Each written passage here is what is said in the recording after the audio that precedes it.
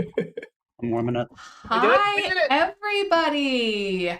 Welcome to Live from the Apocalypse, where we play tabletop role-playing games to benefit nonprofits, aid organizations, and other charitable causes. We just ask that if you like what you see here, rather than subscribing or giving us bits or any of the usual like Twitch stuff, that instead you take that money and donate it directly to the organizations for which we are raising funds. This stream currently raises money for Planned Parenthood, which needs no introduction. The importance of the work they do for healthcare for women and men cannot be overstated. If at any point you would like to donate, you can type !PP donate into chat. Yes, it's funny. Yes, it's the real command. And our little bot will post the links to donate to that page. You can also, it will also make the McElroy brothers yell at us, which only our behind the scenes wizard will hear.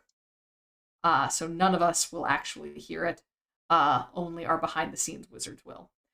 Say hello, behind the scenes wizard. Oh, we can't hear you. No, we I can't. muted my mic, but I will be sure to let you know if it happens. Thank you, wizard. Won't be muted. Okay. All right. So you can make the McElroy brothers yell at Will Malkus, who will then interrupt us. We also have channel points that you can use to unlock our emotes without subscribing, as well as to interact with and influence the stream in other ways. By donating money, you can give players advantage, or you can give them inspiration or other cool, shiny things. And that should be up on the screen there. No, there. All right. I think that is all of the housekeeping we have to do. So let's get right back into Fury Brick Road, where last we left our heroes. They were deep underground, underneath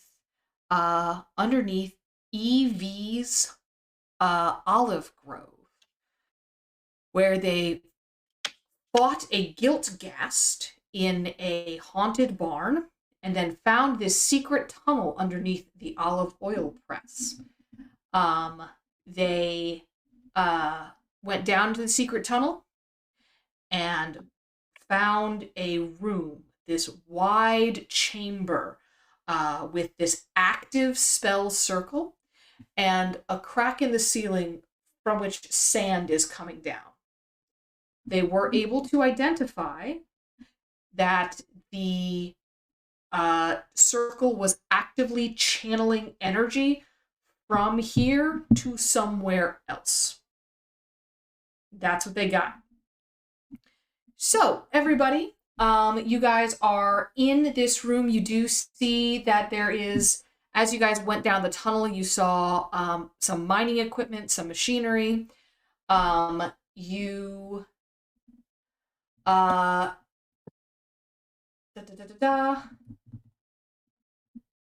So why don't we start with, we'll go around and sort of reintroduce ourselves. Melbourne, what are you, I'd like you to describe what your character is doing and tell me a little bit about what Melbourne is thinking at this moment.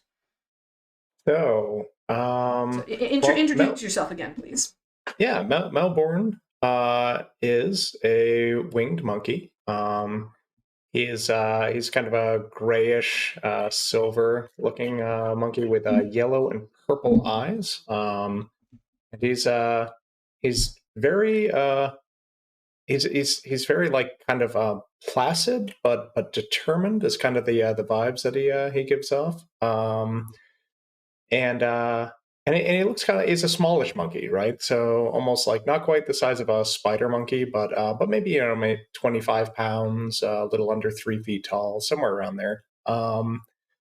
And he carries with him this live, I don't know what kind of tree it is. I kind of figured that one out, but maybe like a live, some kind of like Aussian oak, something very sturdy. kind of axe that he carries around with him. And he's dressed in the colors of his original home area, that the others of his clan wear, which is purple. And he's sort of skirting the this magical apparatus, trying to think of what could have possibly caused this. Sort of taking a look up at the crack and how the kind of the sand is coming down through, and trying to put it together. See if there's anything from his background in natural magic that might have him give him an idea of what's happening here. So that's sort of what's going through his mind. He's starting to take it in, having just entered this room. He is not paying much attention to the apparatuses that they just passed. Okay. Would you like to? You are, as you're sort of considering this this space. What are you? What type of skill would you like to use? Are you thinking you're going to use to sort of determine what's going on here?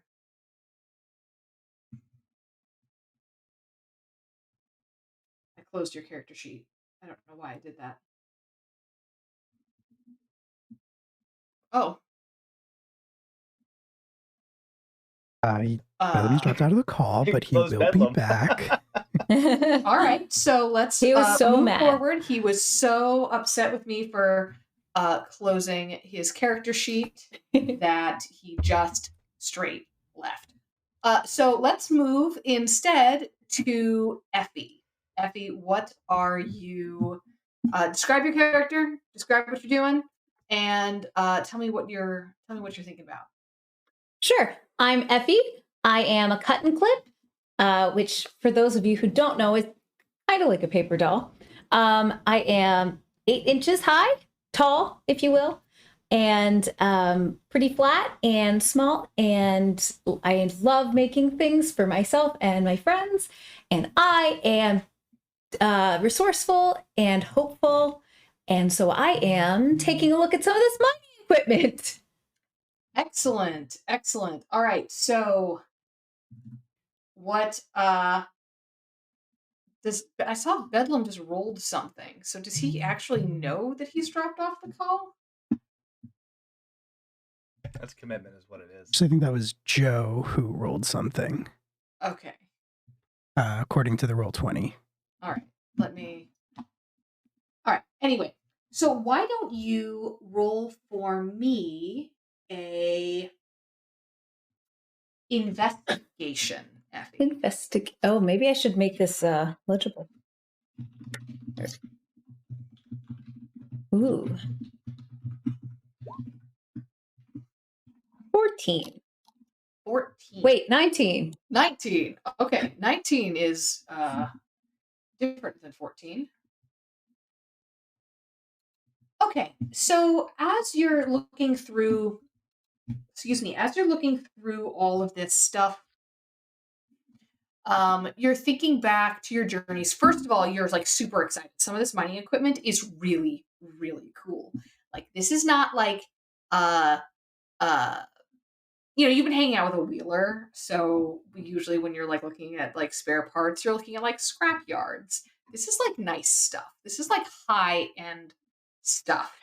So you are first of all excited about seeing like the just how new machinery looks. Second of all, you note that all of this is of gnomish make. So this is all from the gnome kingdom. And it looks, so this is not local Evite stuff.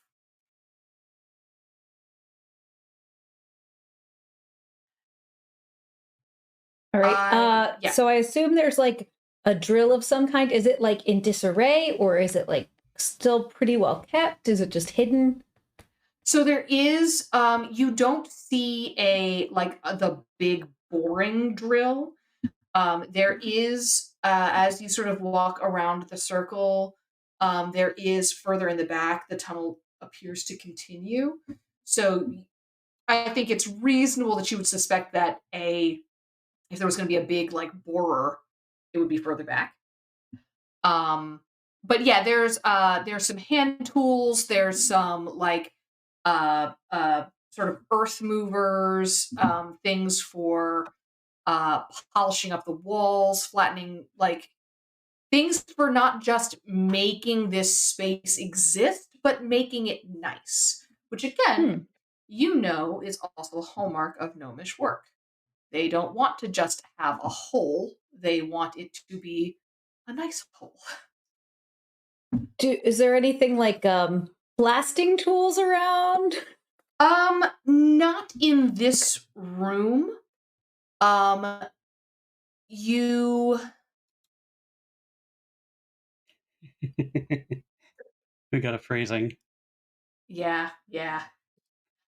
I knew we were gonna get a phrasing for that one as soon as it happened. Hey Bedlam, you're back. Hello. Yeah, that was exciting. My Yeah. computer just rebooted in the mid sentence. Everything went black. So yeah. No, that was cool. silly. So what we're gonna we moved to Effie. We'll come back to you in just a moment. Okay. So yeah, you know what's gnomish make? You don't see any blasting equipment. Which again, roll insight. Roll insight. I want to know how much you know about mining. Good question. Yeah, or how much you can guess about mining. And by the way, this is where other people are going to find out how much I know about mining, which is I started looking it not up. much. 19 again. 19 again. Okay. Yeah. So you would know you're basically not that deep, and you're under a farm, to like probably. So blowing shit up at this point is probably not what you would necessarily want to do. There's no benefit to that here. Also, they've been trying to keep this really secret, apparently, like hidden entrance, all kinds of all of this secrecy tells you that they're probably not going to be trying to blow anything up.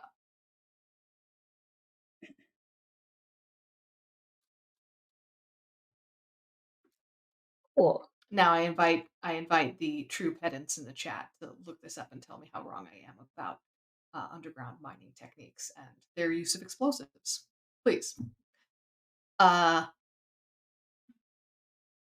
Okay, so that's what you're up to. You're examining the machinery. Melbourne, let's finish up what you were up to. You were looking at the sand, and I would like you to. Yeah, and I can't remember. I can't remember if I did this at the end of last session or not. But detect magic is definitely something that I'd want to do here, because this seems it's almost like reverberating with magic, right? Yeah, go ahead. Cast a detect magic.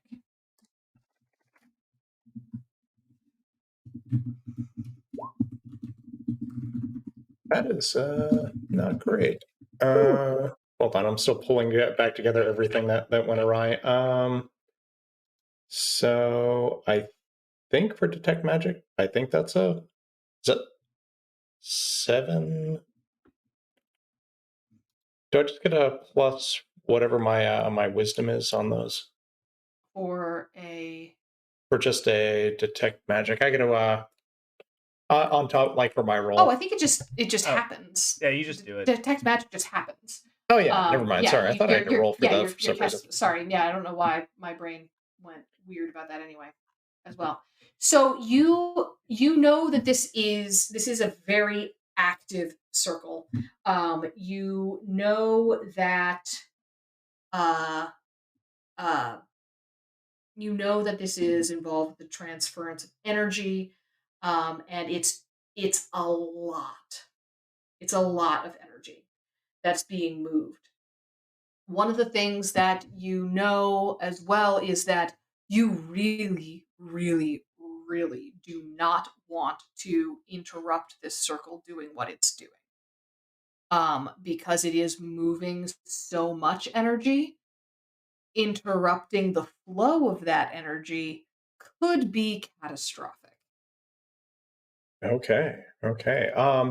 Yeah, Melbourne sort of takes a half step back away from the circle, and looks around to the other folks, and before anybody can kind of step toward it or too near it, gives out a warning. I feel that if we do anything to disrupt this circle, it could be volatile. It could be dangerous. We I don't think we'd want to. I don't think we want to stop this unless we really figure out what's happening here. That makes sense. All right, so don't touch it. Got it. All right, Elise, could you introduce your character and tell us what Elise is up to? Yes. Elise is she's an albino girl. She looks like she might be in her late teens. Something slightly amiss with her. Perhaps it's like the angles of her face. Perhaps it's her wide, kind of pink, haunted but hopeful eyes. She's around 5'7", sorry, and like a bit of a waif. She has like a simple white and blue sundress. It seems a little antiquated, with a high neck and long sleeves. Um, and she's got a little white rabbit named Scout, and he's very important to the plot. But she also has a little bit more macabre. This spellcasting device. It is an overly large rabbit skull, maybe a little too big, with a black and gold dripped candle on top.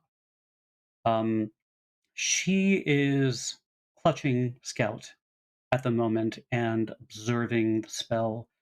When Melbourne like warns everybody against doing anything, she rightly nods, like as if like giving like a nod to a correct student in class, and she says, "All I know is that this energy is going somewhere, and I don't really rightly know my way around Oz or the lands around it.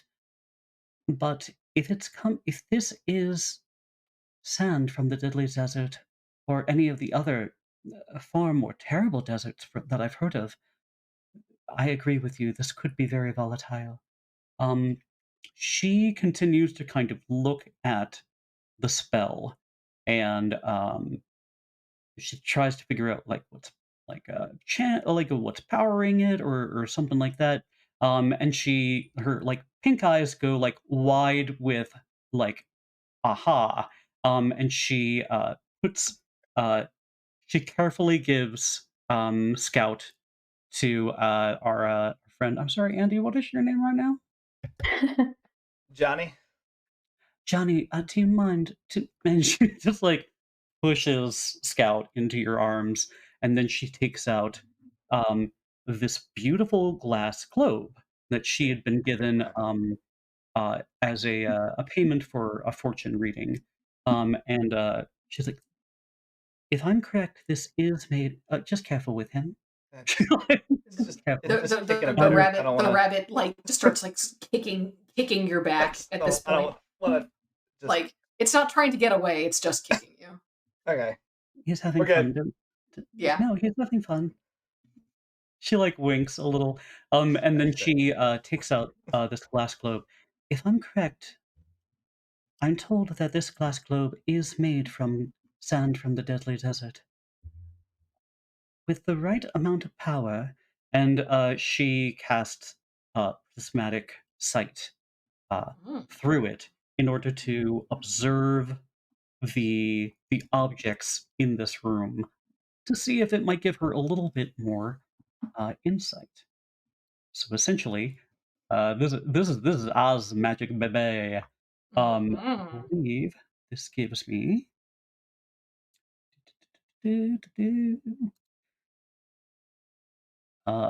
concentration up to 1 minute. I look through glass gemstone lens, enhance my vision, allowing me to see the colorful auras of living creatures and sentient objects. Well, this might not help too much, but it will give me advantage on wisdom perception checks and advantage on any ability checks to reveal the identity and origin of a creature or object. Okay. I would go right on ahead and roll that perception check. I feel like this is Arcana, though. Oh, I think you're right. You This can't is just Arcana. perceive magic without knowing about it, right? Yeah, yeah, yeah. So I feel like this is I am yeah, but you still are gonna get advantage on this. So Got it. Got it. yeah. Um, would you prefer me to roll online or with the dice I got here? I roll the dice you got there. I don't This know. isn't Okay. Here's it'll be okay anyway. So this is I Arcana. Oh, see. that's what I have expertise in. So that would be an 18 in Okay. totality. Okay. So looking at this, as you're sort of walking around, you're looking through your crystal ball. One of the things that you note is that this was not done by a single spellcaster. You have worked in groups yourself many times, Hmm. and so they're clearly very good at what they're doing. Because if one thing that you know about big ritual magic like this is if you have a whole lot of cooks in the kitchen, you can ruin the soup. And Hmm. in this case, that might mean exploding something. So they've made it they've been very, very careful to make sure that everyone's drawing their angles of their runes exactly the same way. But you can still tell there's little tiny signatures in this that tell you that multiple people were working on this particular project. Um, you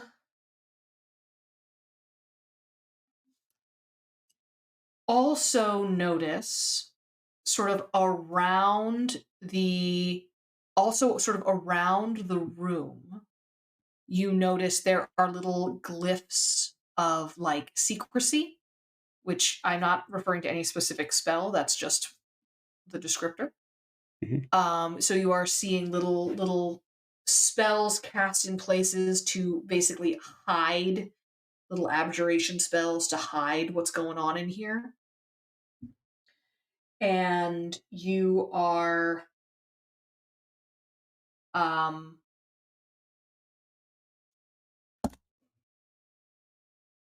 those all appear to be the work of the same person. Those all appear to be one person's work. The origin here is, I mean, you've already kind of got the identity. You know what this thing is Hmm. doing. Hmm. In terms of origin, that is still a little bit harder. Hmm. Um, this seems to be a combination of fey and infernal magic. Oh, It has little I elements of both. I'm gaining more information, but I don't think any of you are going to like what I'm about to say. Multiple casters involved in the glyphs below. I mean, it's very masterful if it didn't seem so dangerous. They have their own way of kind of signing their artwork. The glyphs, if you see above and around the cave walls, that's all the same person. Although I could not say who, but they're meant to keep everything here a secret. Perhaps from someone like the Glinda that you mentioned, Effie? Um, and it looks like we've all seen fairies correctly, right? The Fae? Okay. Um, that is very eldritch, and it's very old. But there's something darker here that I'm not quite familiar with. Something almost devilish. But it seems like a combination of both. I've never seen anything like that. Sounds bad. Oh, it is. And she like puts her glass away. So, Johnny, Johnny. you tell us about Johnny. What Bunny? What's happening? Tell us about Johnny and what's going through his mind and what he's doing in this spooky magic room.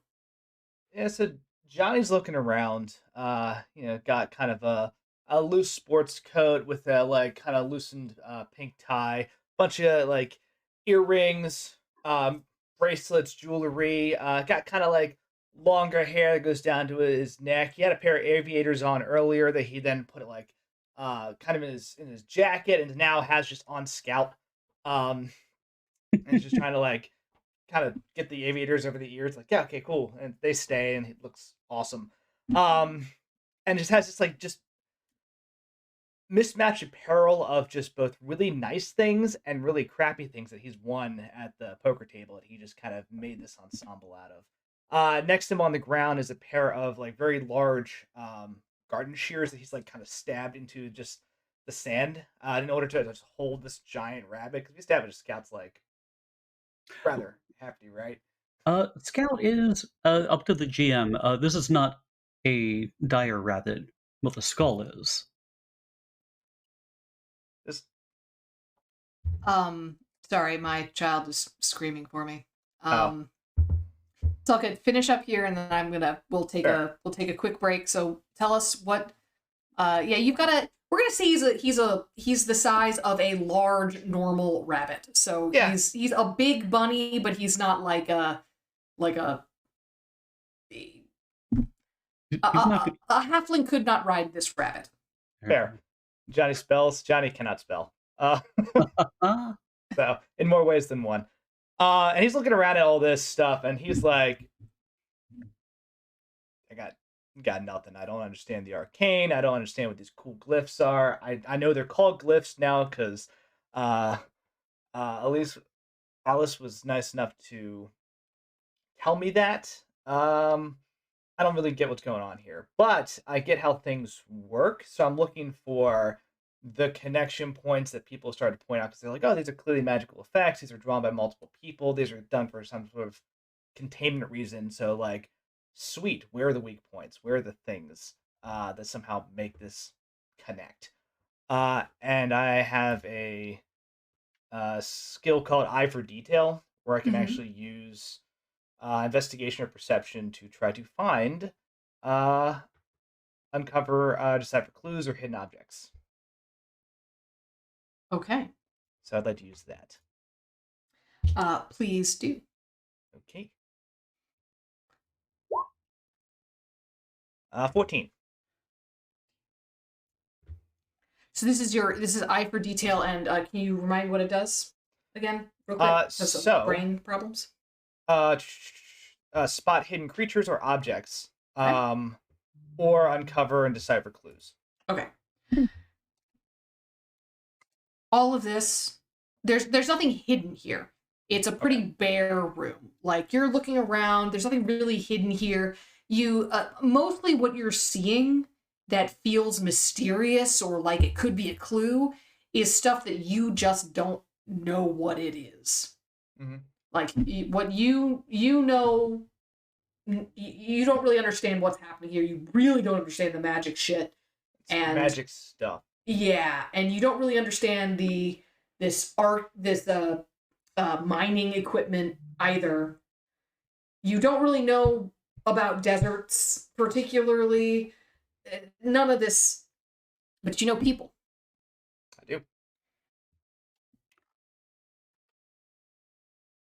Either, and you know Ivy Low. Mhm. Maybe not well. Maybe not as well as you thought you did. But this is all either painting a picture where either if you cannot imagine a world in which she does not know about this. You're looking at all these, you like, they're talking about all these glyphs to keep things secret, and you're like, no. Like, maybe they're keeping it a secret, but there's no way you could have this kind of operation in here without the lady who runs this place knowing. I don't care how bad a olive press lady, olive oiler she is. There's no way she doesn't know about this. All right. With that, your GM, must go and have GM stand for good mom briefly, so that I can go sing to my son. I will be back in about 10 minutes, 10-15 minutes. We can either take a break, or you guys can role play or figure out what you want to do. Wizard, if you have any input there. It's up to you guys. Okay. Can the wizard be our substitute GM? Yes, the wizard can absolutely be the substitute GM. He definitely knows anything about the plot. So that is possible. So we'll take a quick break, and we'll be back in a few. All right. So, yeah. Bye, guys. Chat. I've always said Cool. some dumb stuff Yep. to talk about. Not doing that. Okay, cool. All right. Yep. Be right back. Don't go anywhere, everybody. Bye. See you soon.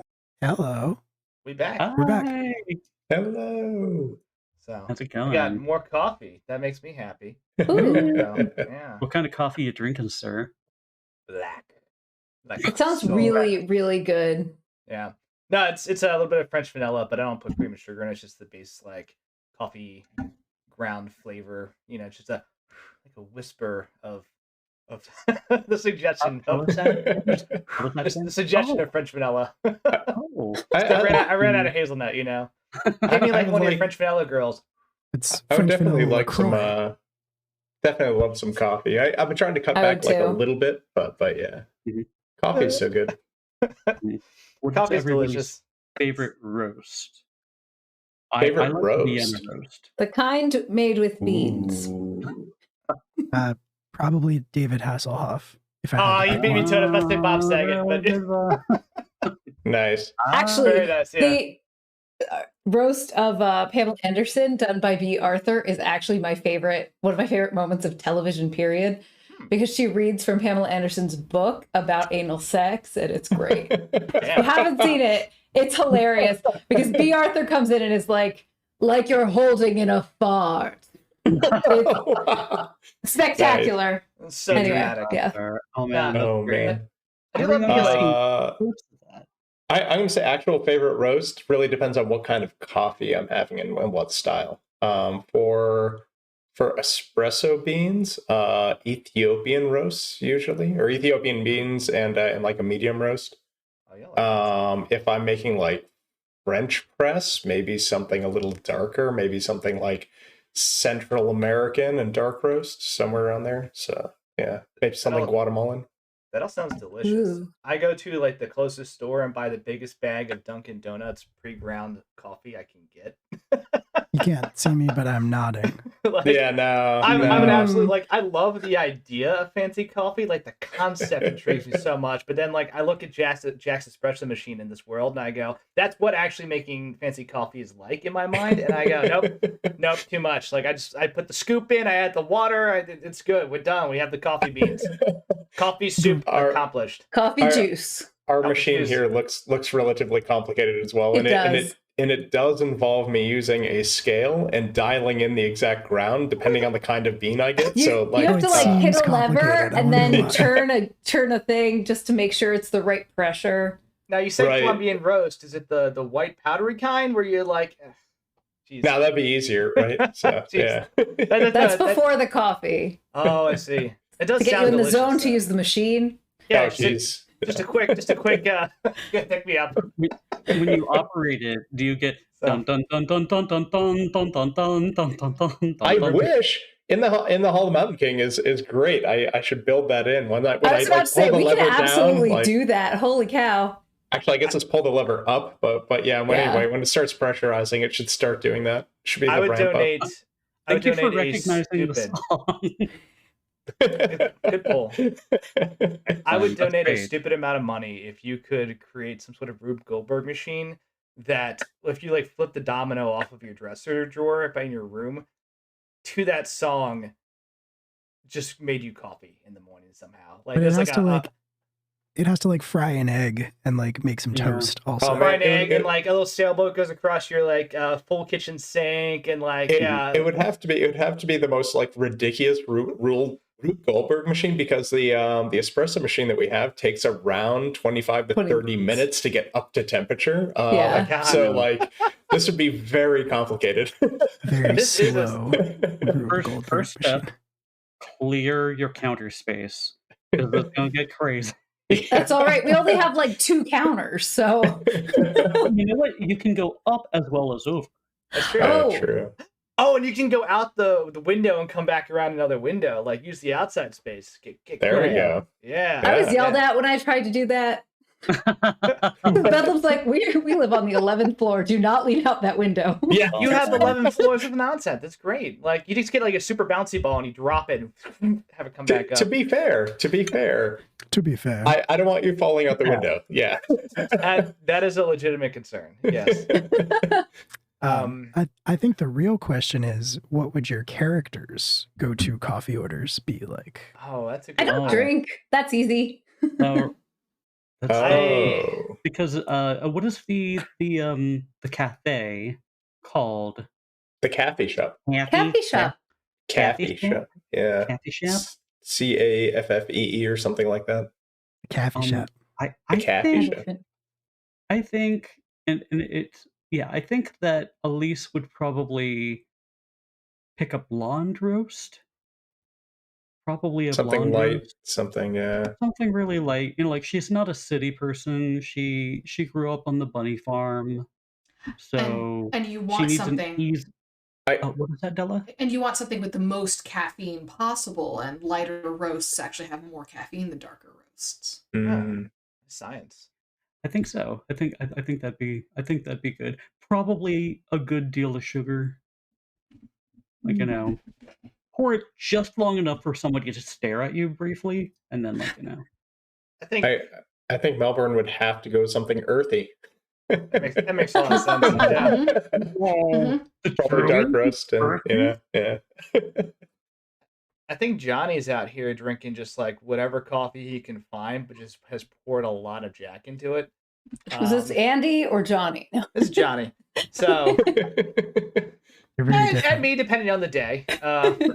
Pray tell, Yeah. where's this Jack in Oz for Ev? Mm. I only drink between the hours of 9 and 5. I mean, It's like AM and PM, so it just keeps cycling around, right? So- Yeah, I was gonna let you guess which one it was, but Yeah.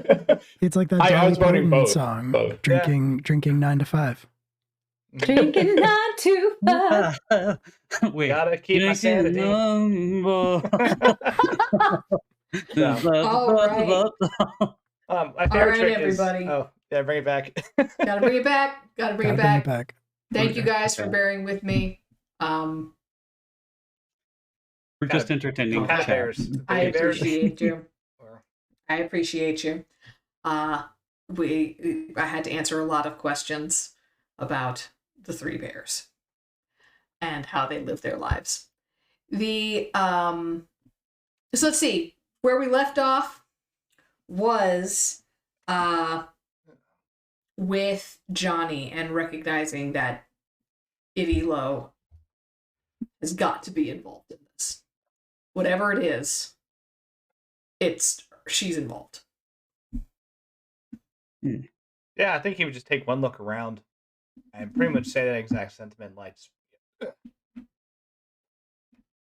look, I know you said those were glyphs that are like for secrecy or something, but it would be completely insane to think whoever owns this place, Ivy, she's got to know. Like, there's no way.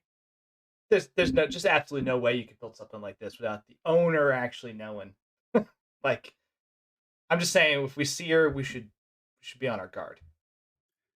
I feel like that makes sense. I mean, this is a pretty large area. It'd be pretty hard to keep it secret from people who are nearby. I'm kind of curious if the people who work here know. Would you know, Melbourne? I mean, I wouldn't know. I haven't heard them like talk about it, but like Tom Struct and Dwight, like they seem like good guys, like I wouldn't expect that they would be involved in something like this. But Evie seems a little, I don't know, maybe not as above board, right? So maybe she's keeping it secret from other people, from them? I actually I don't know. I know Dwight a little bit better than Tom. So, and Tom's a foreman, and it'd be hard for him maybe not to know that there was a door underneath the barn that heading down here. So, Or even a guilt ghast, whatever that creature was. That was pretty none intense. of the people would be able to work in here if that was sitting around all the time. I guess all the time. Maybe it was like a security measure or something, like at night, because we did come afterwards. But I feel like Dwight, if he had known, he might have said something. So I'm not sure what's going on. Do you think Now, he's just still? I just have a question for the group, so we're on the same page. Like, I think I know what this thing does. Oh, yeah. The circle? What does it actually do? You're all the experts here. I'm just, I do cards. I do mixed drinks. I don't do. I'm definitely not an expert in whatever this is. Yeah. I think it looks like one side of a measuring device, but that's all I got. I was thinking the same thing. All I know is that, I believe we identified the magic schools. Didn't we, Effie and Melbourne? Did we identify what disciplines this comes from? You said it was like a good witch and a bad witch. That's what I have. I think that's about right. So it's fey, it's infernal. I haven't encountered anything infernal myself, but it is not good from what I understand.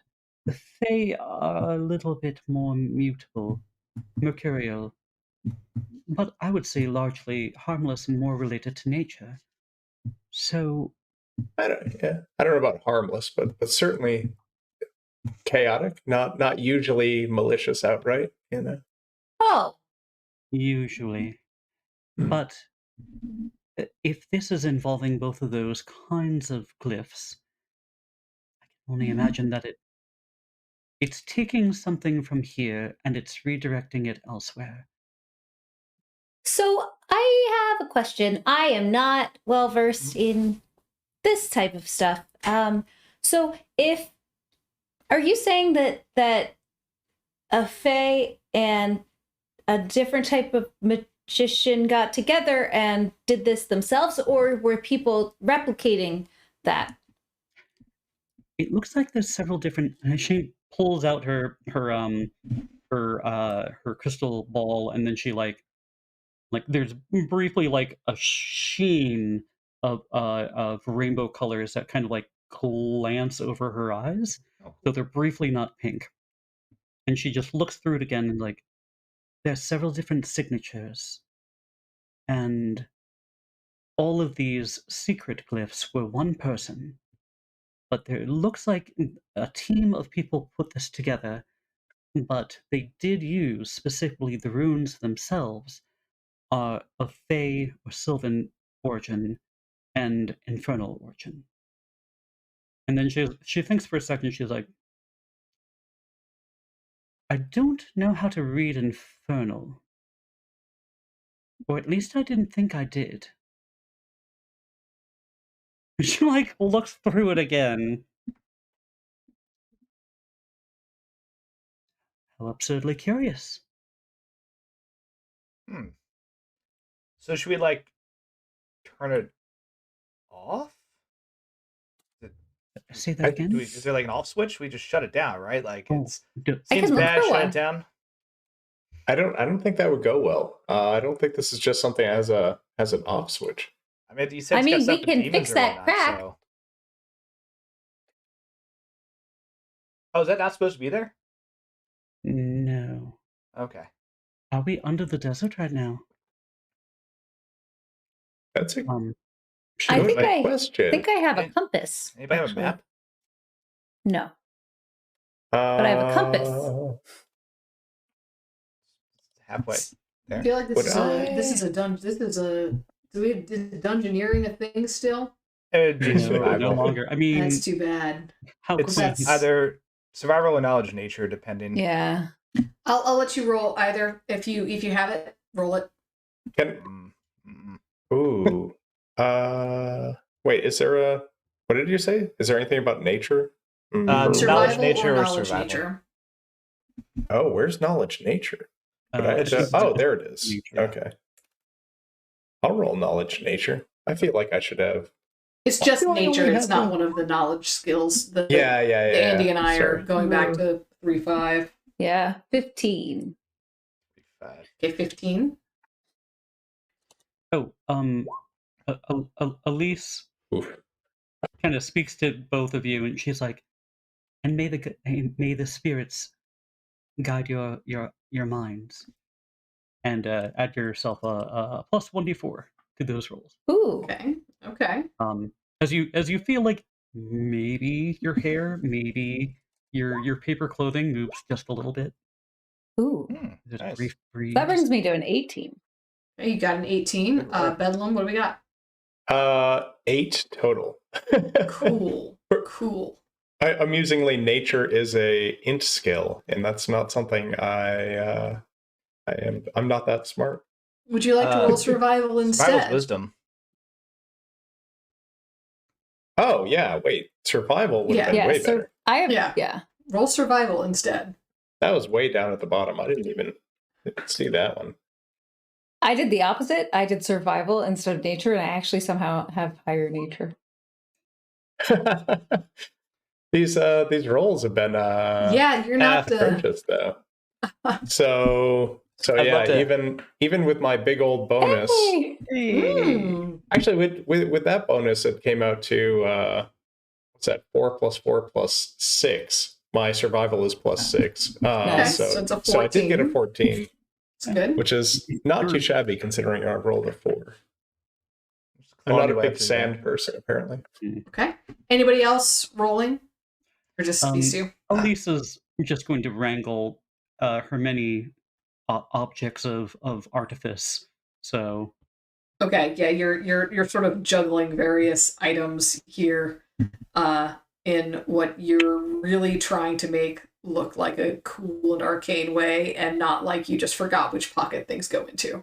exactly, like she's a teenager. She's still self-conscious. Yeah. We have all been there, possibly today. Okay, so and I assume Johnny is just like, I'm baffled. I would like Football. to. I want to Confused. use the help action, but I have absolutely no way to justify it. So I think he's going to be like, "You got this." I'm gonna use bardic inspiration. I'm not a bard. Not All right. yet. So, both of you know that yes, you are indeed underneath the desert.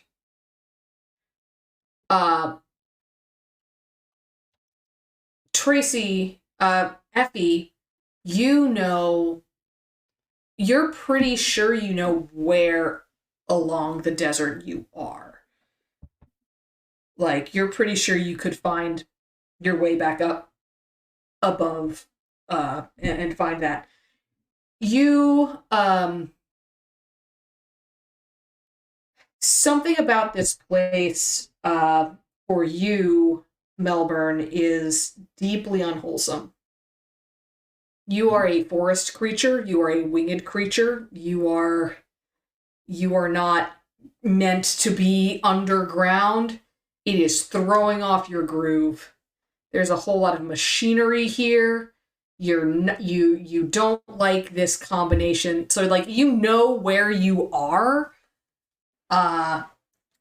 and like, you know you're under the desert, but you're just completely, all your points of reference are fucked up down here.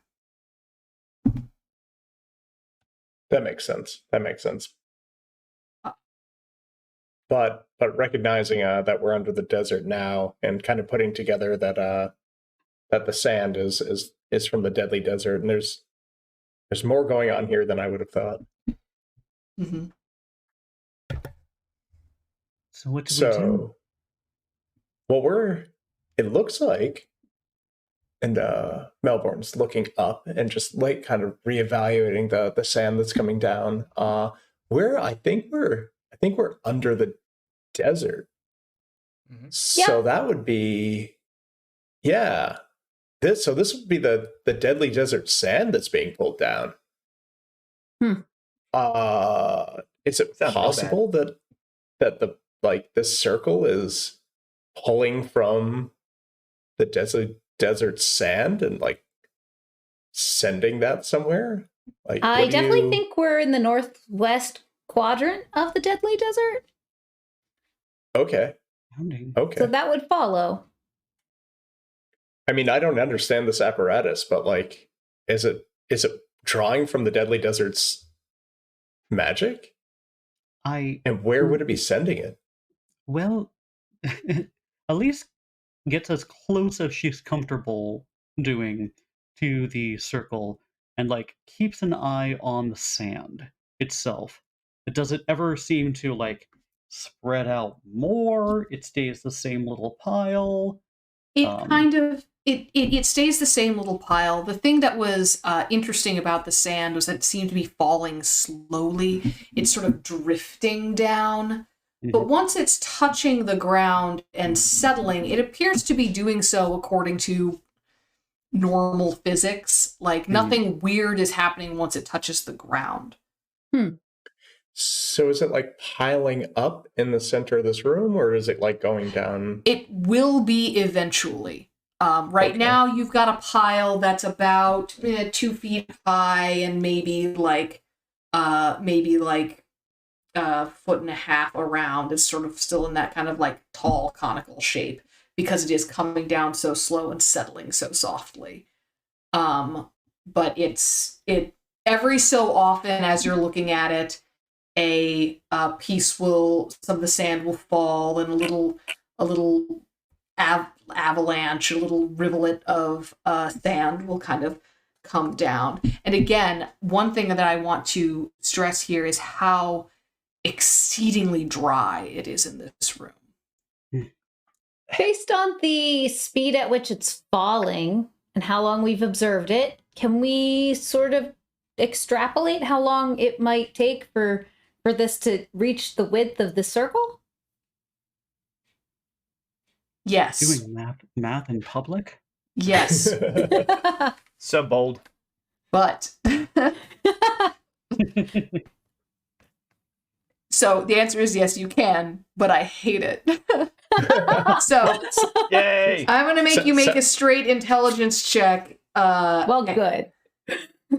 While Because she's I figuring feel that dumb. out and calculating that, you see Melbourne kind of fiddling with his. Ah! Okay. You just said okay. So I don't get my modifier on that, or do No, I? you do. Which you is do. 7. Did Hilarious. Elise ever tell you that she met the spirit of the mathematician? And she whispers to you and you get guidance. Hmm. 24. Della looks so unhappy. I'm so mad. So All right.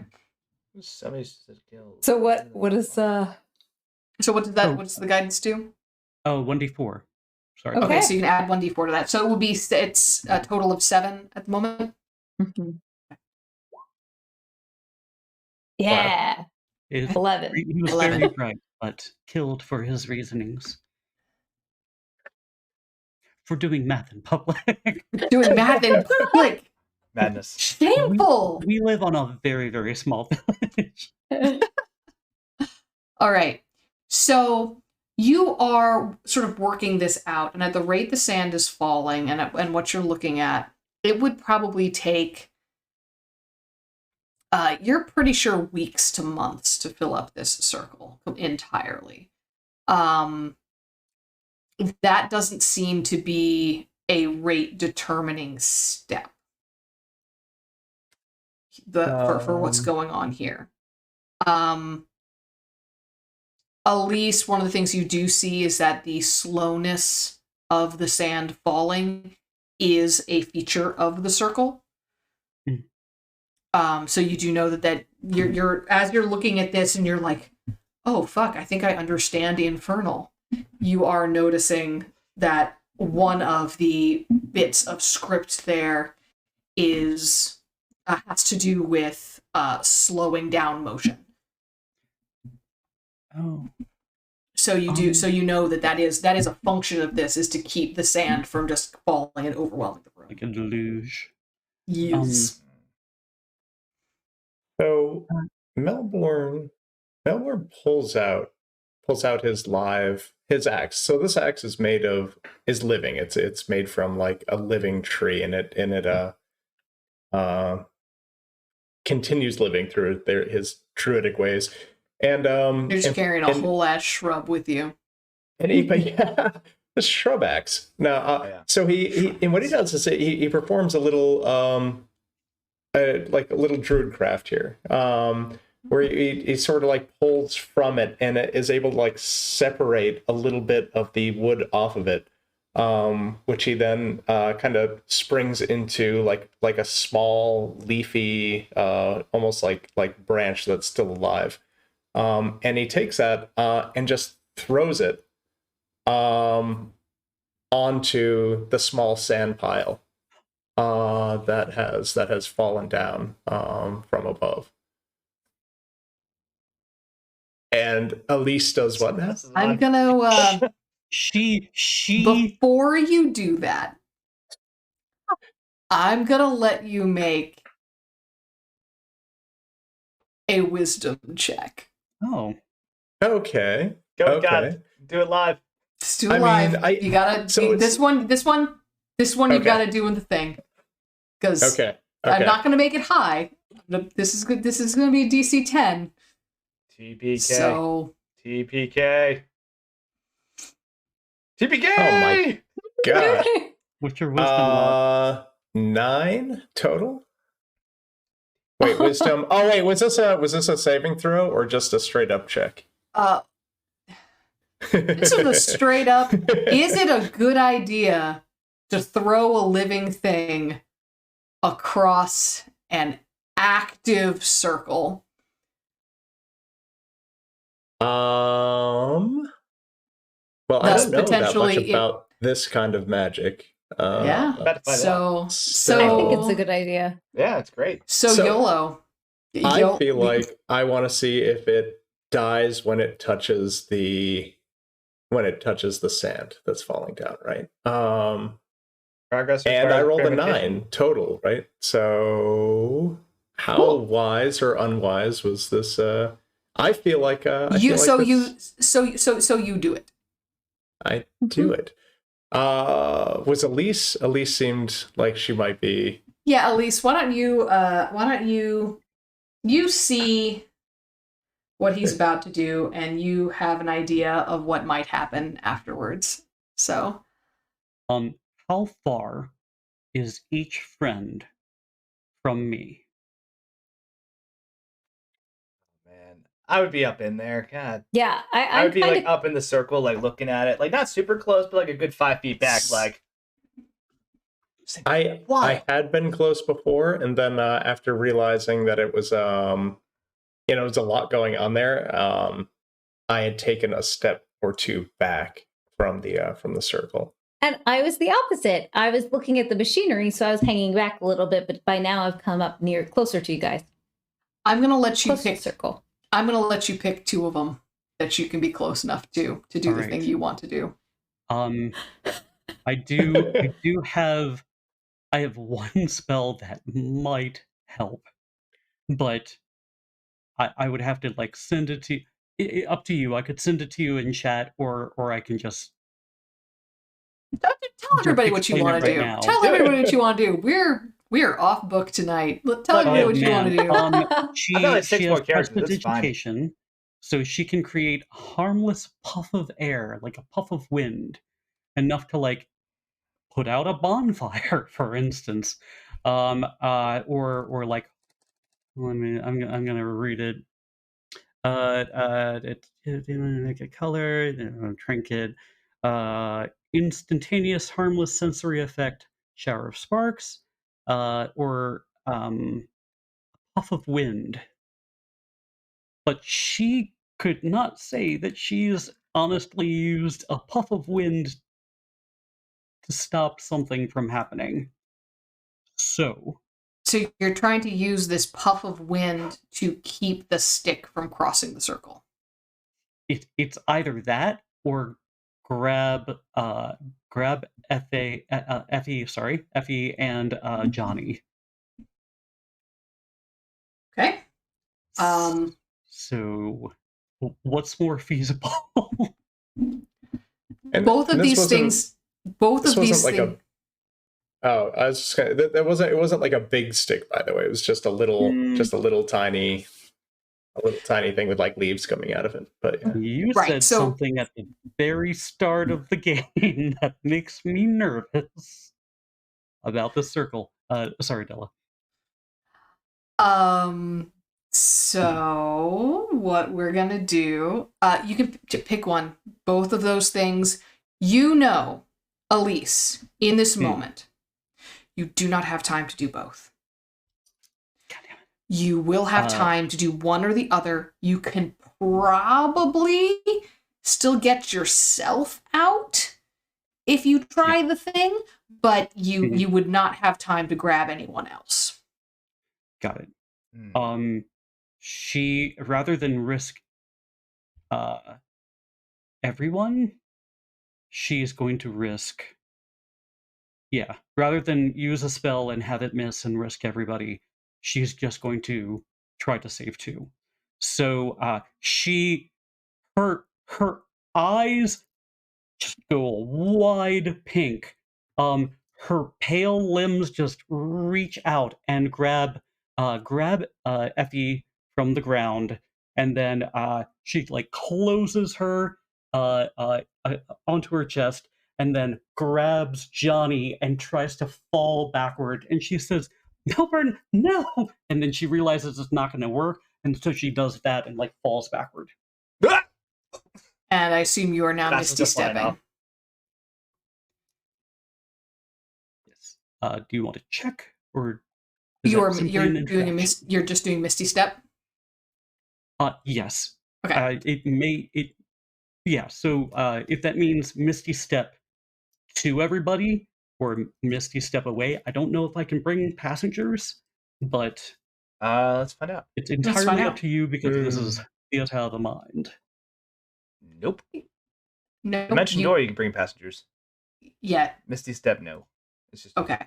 Oh, I had it open before. Where'd it go? Okay, so Misty Step, you cannot bring passengers. So,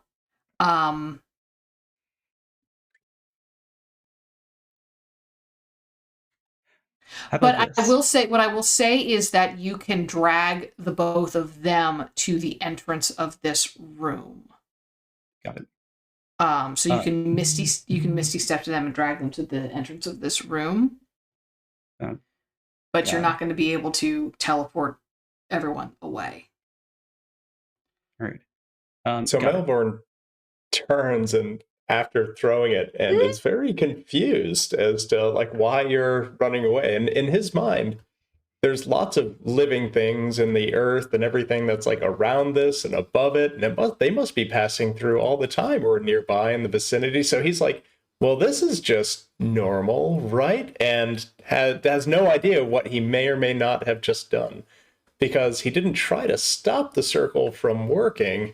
So he thought what he was doing was very safe. So what happens is you throw this thing across the circle, this living thing. It touches the outside of the circle and then kind of is almost like pulled through. So where the circle begins, and it starts to sort of get pulled through. And you can see something happening. Something is starting to flicker. Some kind of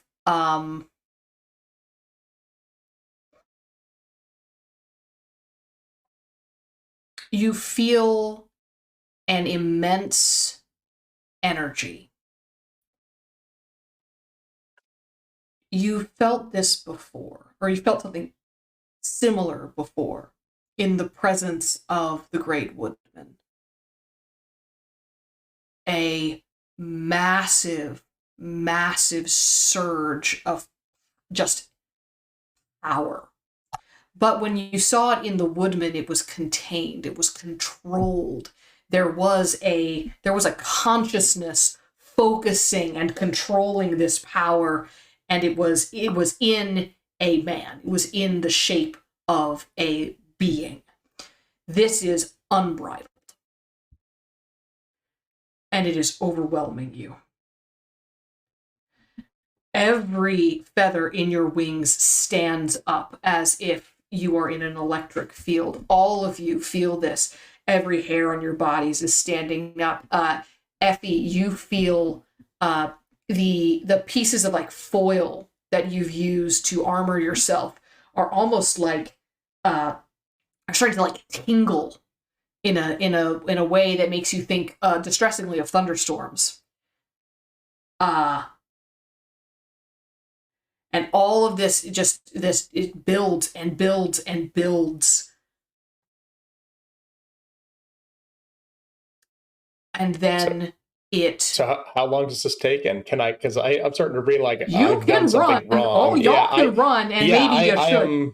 I'm going to like leap backwards and fly out of the room as quickly as possible. Wait, are you actually flying? I think this is a large enough room where yeah, I'm pretty sure I can just jet out of there. Right. So yeah, That just might affect how I go. That's all. Okay. You're flying? Well, I thought Elisa I'll grab grabbed you. Right? You're right here. Okay.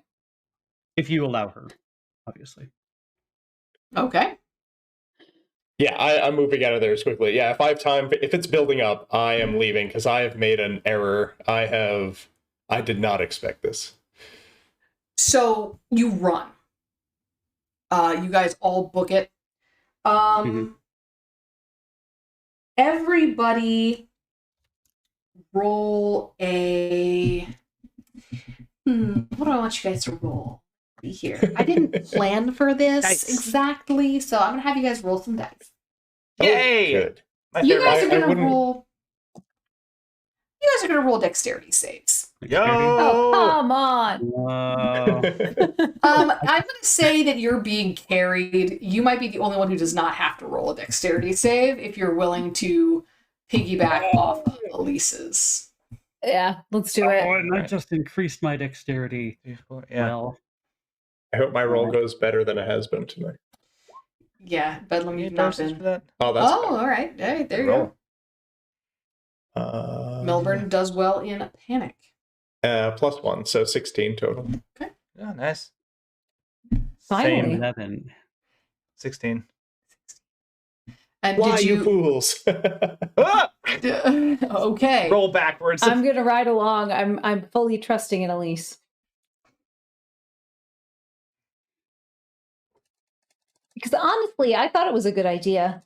Yeah, I you was don't into really it. understand what the issue was here.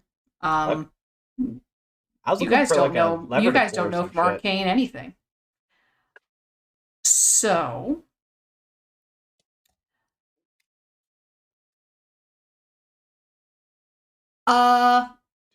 Melbourne, you race. You got no problem. You are out of there, up the ladder, into Spooky Barn with the remains of the Guildgast.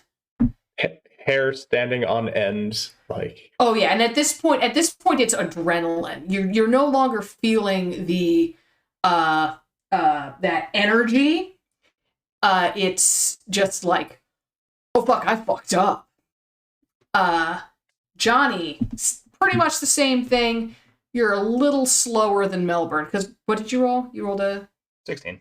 16. You both rolled 16s. Yeah. Okay, yeah. So you're hot on his heels. You're right there. Let's go. Right, flight was the only thing that got me ahead of you. Elise and Effie. You guys are running. You're feeling the pressure. You can feel that pressure building behind you. And you get to the ladder. You have too much stuff in your hands.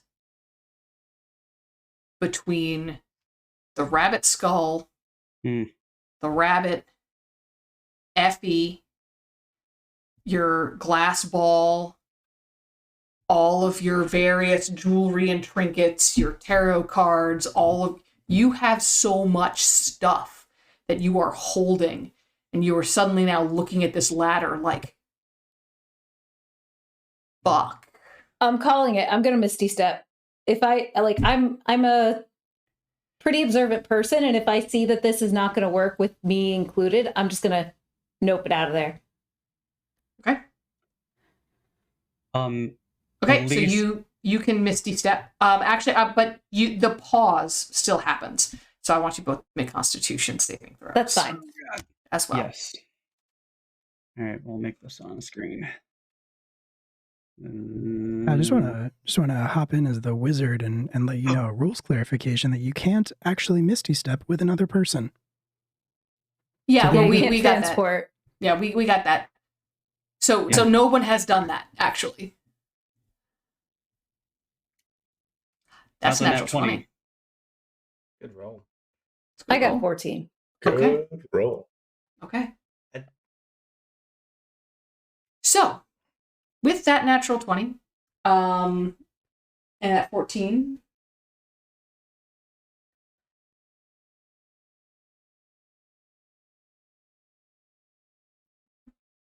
we are going to take some damage. Yeah. Yeah. And I'll roll that over here. I do love the idea of Will popping in as a wizard and just being like, wizard tips. Damage is bad. Like, makes me so happy. Actually, this may surprise you, but damage is bad. Oh, is it really? Shit, I was making True. that up. New studies show that's a damage bad is thing. bad. New studies show that taking damage sucks. Effie, you're going to take... Effie, you're going to go ahead and take 12 points of damage. Ooh. That's a bad amount. And it's going to be... it is going to go straight through your construct thing. This is draining your life force. Oh, great. With that 20, you're only going to take 6 damage. You're going to take half damage. Okay. This thing hits you. All of this energy kind of hits you. Effie, you Misty Step. You are able to climb up the ladder, or you can Misty Step. I think you can do both. Me? Yes. Yeah. Elise. Yes. Elise just like has she gets smacked. Does she get like floored? Is it like a blast? Is it like just darkness whispers, kind of like, Ooh. clutching at my ankles? Or Have you ever been on the beach and just had a whole bunch of like coarse sand just like blow up and like smack you in a way that's like, fucking ow, like what just happened? Where it's like it's like this hurts more than it has any fucking right to hurt. It's like that, only turned up to 11. It's like you are getting peppered with sand, and the fact that that's happening is actively draining you. Oof. So you are feeling the effects of the desert, despite the fact that you are not on the desert. Got it. Very well. So she gets smacked by that force and like cries out after like Effie kind of like just vanishes. And she just makes sure, like, even in her pain, she just makes sure that nobody else is like around to see it. But um, before she misty steps, something hollow and white seems to like pass over her like a veil, and then she snaps out of it. And then she appears up the ladder like with her friends, in like a burst of like silvery, almost like snowflakes. We must run. And she just books it. Did we see what happened to Effie? Are you okay? Effie would have appeared up at the top of the ladder. Up at as the well. top. Oh, she yeah. did as well. Okay, okay, Mhm. okay. Ooh. I'm sorry. That was not So what I thought is would happen. Elise running currently? Elise, are you running? Yeah, she's at least She's getting booking to it? the barn door. Okay. I'm gonna Healy after you. Okay, you're gonna Healy. Okay, so you guys run. And at a certain point, you guys keep running. You get to the you're running through the olive grove. It is fully nighttime right now.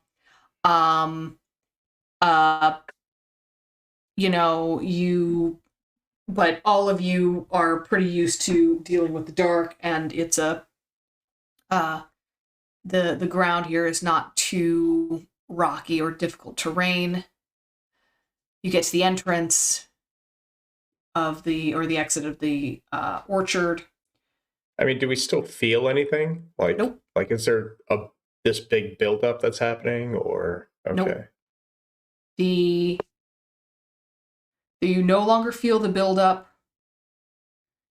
You no longer feel any of the weird remnants of that guilt gas. You no longer feel any of that.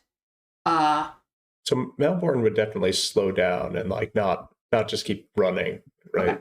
Like Nothing is chasing you. And if you look over your shoulders, you don't see anything happening. Start slowing down and slow down with you. Like, hey, are you good? Are we still running? What's going? I think that was it. I think that was it. Okay, yeah, That's smooth escape. That is not at all what I thought would happen. What did you? Yes, I did not understand that. I did not think that through. I'm not feeling great, but I also thought that was not a bad plan. I thought it was a good plan. So what was supposed to happen? Well, I thought if it was the sand from the deadly desert, and it takes a life force out of things, it kills what it touches. That if they were transferring that somewhere else, then maybe the sand that was landing on the floor would no longer have that power. So I just wanted to throw something small and alive on it to see what to see if that was happening, and if its power had actually been taken, had been drained. And Makes that sense to me. Well, it seems like the opposite was what happened, right? Somehow this power is being amplified and contained. Or something. I don't know what's happening there. But that is not what I thought would happen. If you've got it, everybody make an Arcana check. Yes. Everybody who's Also, got how does- Arcana, make an Arcana check. You don't unless you have it like as a unless you have it as proficiency, don't bother. But You don't bother just because I don't know anything about magical sigils and I know things about like how machines work. gyros or whatever that are on the wall. Gyros. yeah. You get there's sigils and gyros. Sigils and gyros. This place is magical as fuck. Ooh. All right, what do we got? Got a 20. A 20 and Bedlam or Melbourne? 21. I rolled a 19 and I have +2 in Arcana. Ooh, 20 and 21. You guys realize at this point I'm good. that you what you did was trigger some kind of failsafe or alarm. So by throwing something living across the circle, what you did was not you did not disrupt it catastrophically. Instead, you set off a defense mechanism to keep it from being disrupted, because disrupting it would be real bad. So what you're pretty sure happened is that it bled off some of the extra energy and threw it at you. Okay. So when I tried to detect what was happening, I mean, And at least you know damn well that Melbourne should have known better. So here's where my mind was at. When I first went in and it was, seemed volatile, seemed very powerful. Mhm. This is Melbourne sort of explaining himself to the group. I really thought that all of everything living, I really like around it, that was like in the earth, in the the cavern above and below, like there's living things moving through there all the time, right? So I didn't think that would be enough to disrupt such a powerful mechanism. Like this thing must have been designed to withstand more than just that, than a tiny leafy twig being thrown across. So I think that wasn't, I don't think we actually disrupted it, but it seems like there's a defense of some sort built in. Like I definitely tripped something and I didn't realize that was there originally. I felt all of that power and I felt its volatility, and I don't think I caused it to explode or otherwise become, I mean, entirely. But it felt like more of a safeguard than an interruption. So it's not funneling energy from the deadly desert? Oh, it definitely is. I just don't think I stopped that from happening, because I think it would have been a much larger explosion if that had happened. That felt like a huge amount of energy. A quick question. Elise might understand it more than I do. Almost assuredly. She keeps her lips pursed and just looks at Johnny to let him finish. I'm just wondering, like, look, sometimes you gotta figure stuff out by trial and error. Like, I it's what it is, right? Are we gonna get in, like, is there like security here, or like, look, I'm just saying, we're still just hanging out. So Well, I'm saying, like, we made a big old disruption and then we kind of ran, but we're hanging out in these trees, and like that's cool. I dig it. I like the vibe. But like,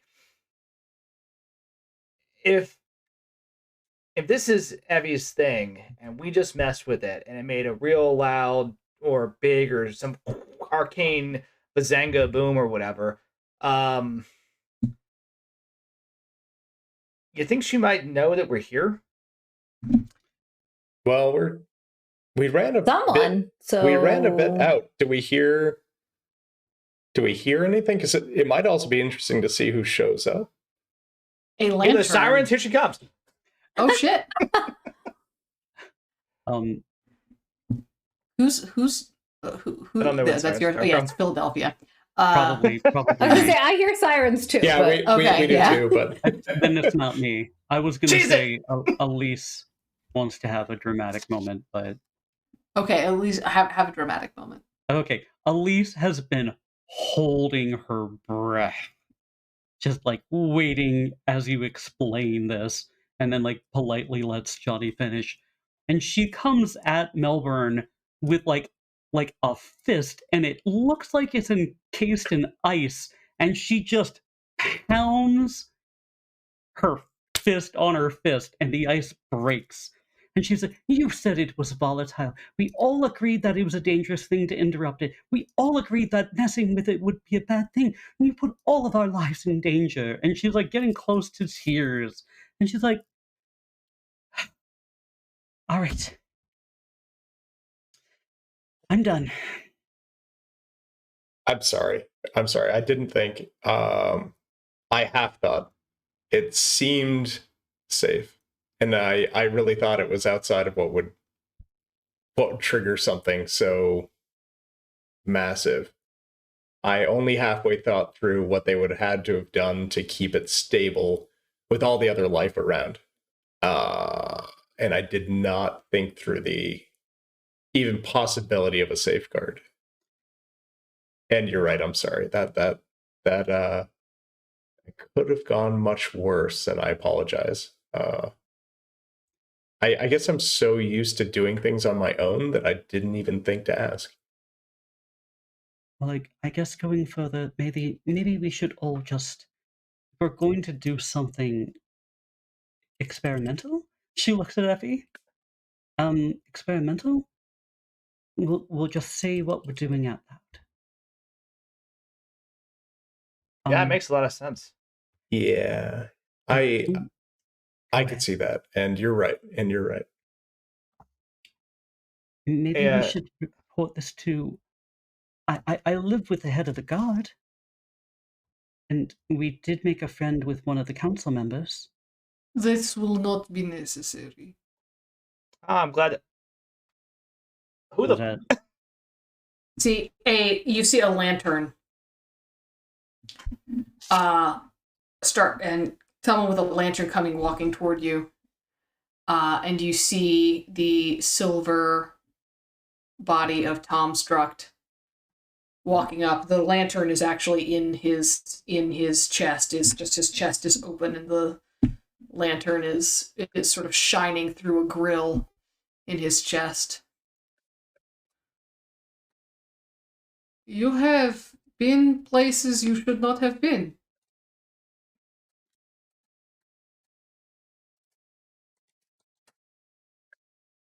Elise looks around and she's like,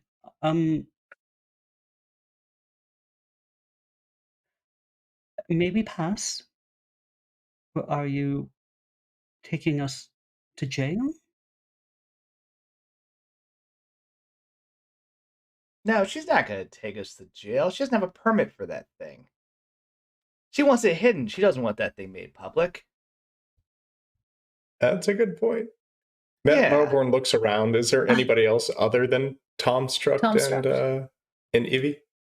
Oh no, Ivy's not there. Ivy's not there. Oh, it's just Tom Struct. Sorry. It was the accent. I thought it was Evie. I can't remember which accents I gave to which characters, so at this point I should really take better notes on that.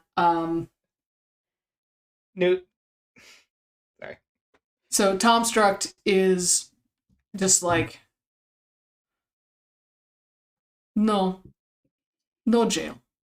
Yeah, we'll settle this like gentlemen. We'll pay of course, the damage fine for whatever it was, and we'll get out of your hair, right? I mean, yeah, this goes. You go into a place, sometimes stuff gets a little messed up. You pay a couple dollars, you leave. Tom Struct reaches back, pulls a warhammer. All right, so we'll play double. That's fine. Like, we could do that. Like, look, you don't have to get all bent out of shape about it. What was that, like, what, 50, 100 gold worth of damage? Like, we can make this work. Hell, I'll flip you for it. Double or nothing. Oh, boy. Melbourne looks around and just double checks that nobody else is around with Tom. Be in trouble, guys. No, seriously, there's no reason to, like, hammer your point in. You could just, I think everybody's slowly back it up, try to get some space. Everybody's gonna need to go ahead and roll some initiatives. Yeah, oh, no. I'm gonna die. Just a reminder. No. I mean, we don't need any reminders, but I mean, maybe the people watching at home might need a reminder of who Tom Struct is, not us. Tom Struct is the foreman. He's the foreman of the. He is the construct foreman of the Olive Grove. Grove. It's called a grove. I remembered. Dirty 20. Ooh. Yay! It's an Olive Garden. Hey, The lobster. What the hell is this? This is not the friends and family treatment. It's the Lobster Garden.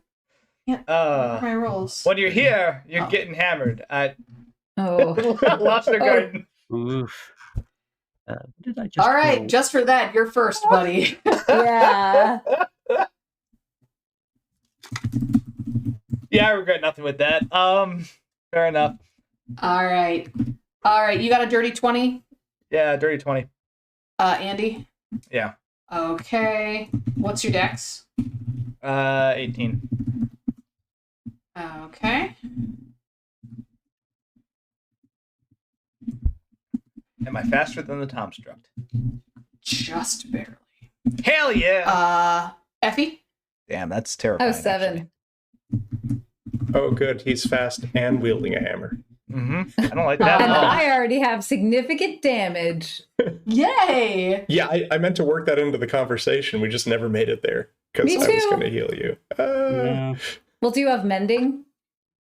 Oh, crap. No, I wouldn't have been able to do anything. Mm-hmm. Elise? 9. 9. 9 is the number. Shit. And Melbourne? 16. Beautiful. Johnny, you are fast talking, and this thing is just sort of standing there.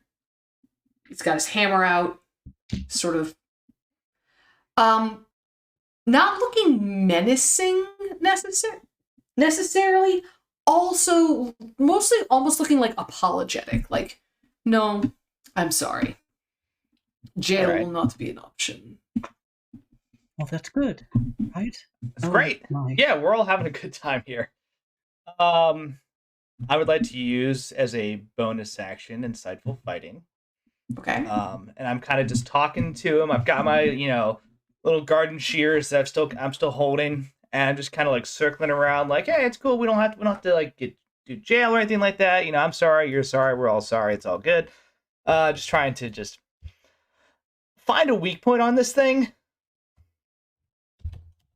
Okay. And that is a wisdom insight against the creature's charisma deception.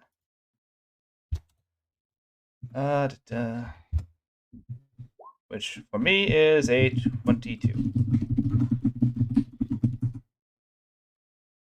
Looking for like sweet little joints and places I can just shove these shears to make a problem for this thing. So what you would know is that as a metal construct, it's going to be, especially because this is a silver construct, it has kind of a low melting point. Significant heat will fuck this thing up. Also, but it's going to have to be pretty significant. It's got fire in it, as is. Yeah. Oh, sorry. Just for clarification, the insightful fighting just gives me the ability to sneak attack it if I don't have advantage. Oh, okay. Never mind. So that's why I'm kind of like looking at it but moving around. Oh, just okay. Yeah, watching, you're like, okay. I get it. I get it. Okay, so Yeah. insightful fighting, you got that up. And then I'm going to hold my actual action until it swings. As I'm looking at, like, I'm like, hey, we don't have to do this. It's cool. It's fine. We've got Okay. money. We can solve this like gentlemen. There's no, and so forth and so on until it swings first, and then I'm just gonna use my action to attack. But that's what I'm waiting for.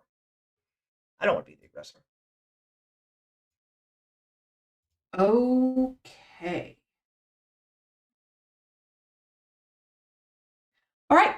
It is going to swing at you, Johnny,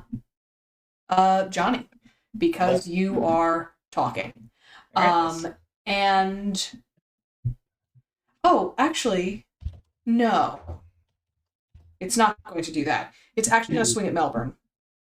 Okay. It's actually going to attack Melbourne. And let me see. I stab. Your stab. Mm. I am what? Why are you? It goes to swing. Does a 16 hit? 16 does not hit. Leap into action. Like, fuck. 16 does not hit. Joe, not All Joe. Does a 9 hit? 9 does not. No, sorry, not Joe. Bedlam. Melbourne. Wait, a 9 versus just Your my AC. AC? Yeah. Is that supposed to be high or low? Because I have AC 12.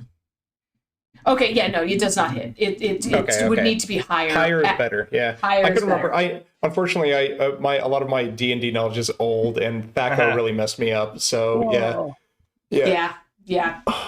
Thaco messed up a lot of us. So this thing takes a swing at you, but he kind of telegraphs it. He kind of telegraphs it. You're not surprised that this was going to happen. There is no surprise around here. And then Johnny jumps on its back and tries stabbing with the shears, and clink. Got it. So yeah, I'm able to dodge off to the side of his hammer swinging down by with the telegraph. So I do not jump into the air. I'm not airborne. I just move to the side as it comes down and narrowly escape. And it is your turn. Yes. And that brings him pretty close to me. So what I'm gonna do a couple things here. Let's see here. I haven't used this one before, so I just need to.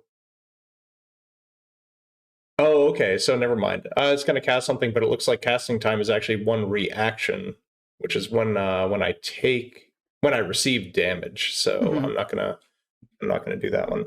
But I am going to cast Verdant Strike, which is the Circle of the Glades sort of equivalent or answer to Shillelagh. And it's I infuse the weapon.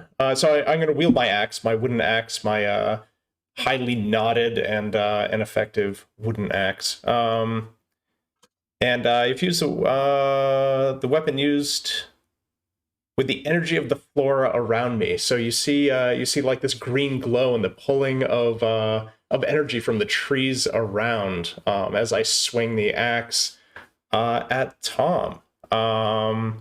So I make a melee attack with against one creature within 5 feet of me, and he's now pretty close. And I'm able to use my spellcasting ability as a modifier on my attack roll. Excellent. So you're rolling with wisdom instead of with strength. Yeah. That's real good for you.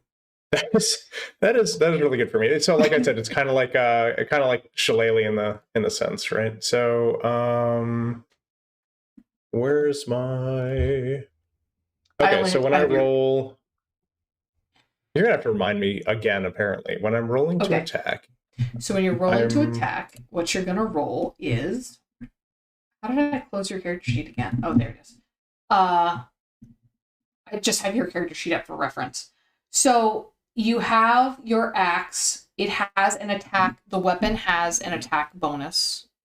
Yeah, I have an attack bonus of +2. Oh, am I just rolling? Usually, like a D20 and then adding? weapons have attack bonuses? Be D20 plus proficiency modifier plus primary stat for swing. So 20 plus 2 for proficiency plus whatever your wisdom bonus is. Yep. Okay. Thank you.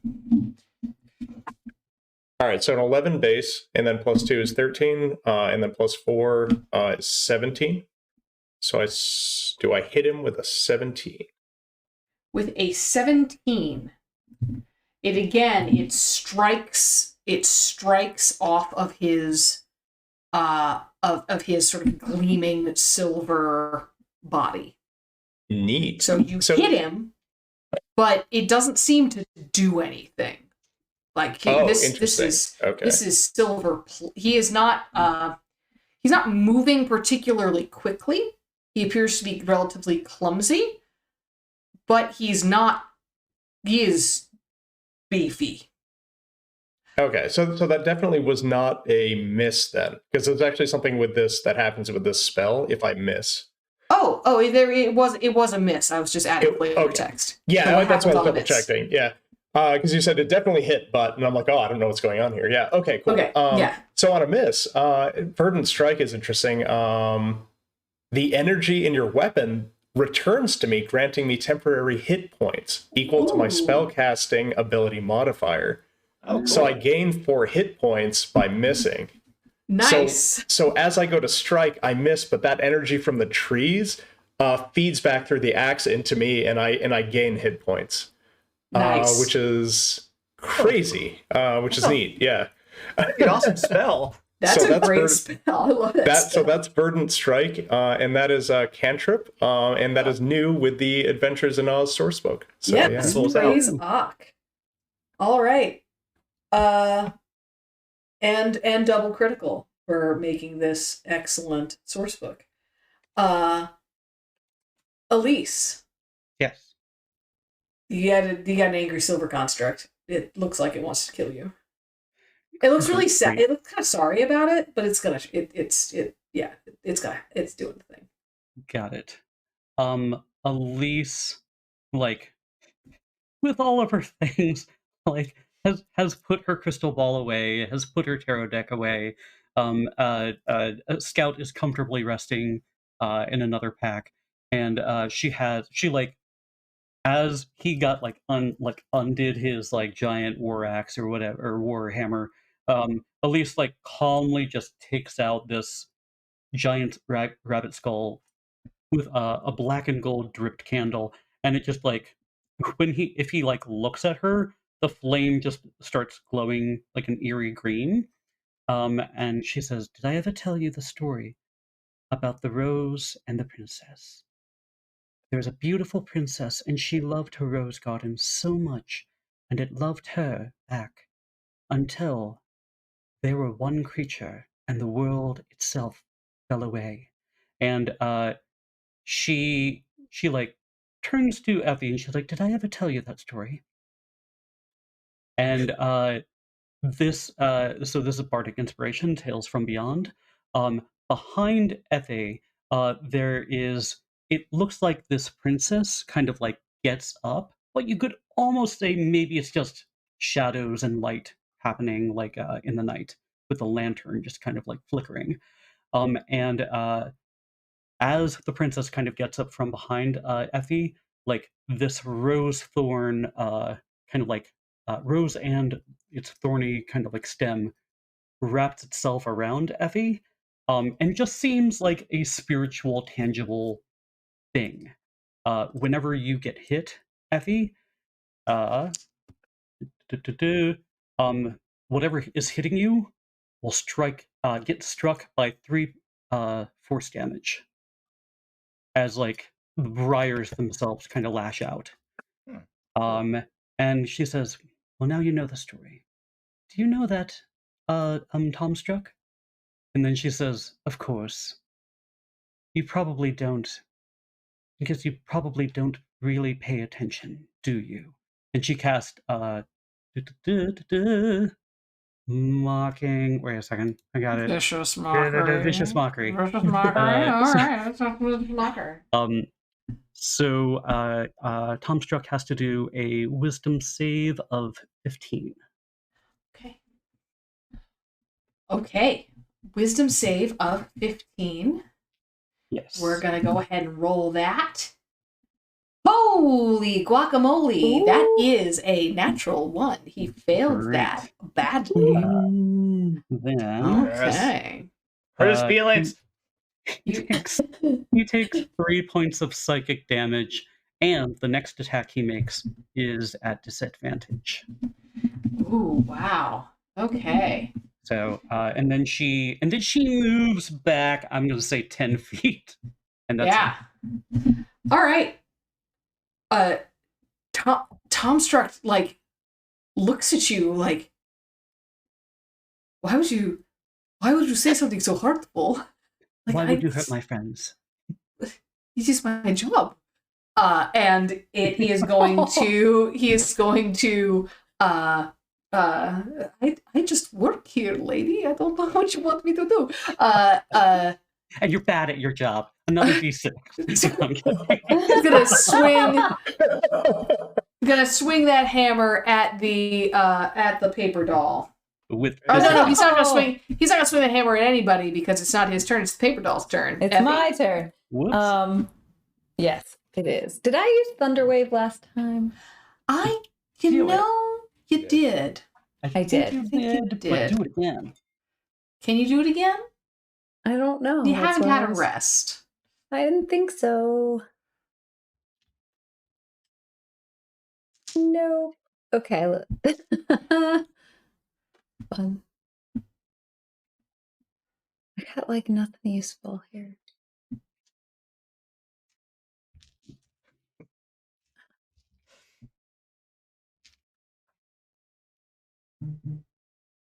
Yeah, no, because that'll just screw up everyone else. No, do All it. right. Still do. Do it. TPK.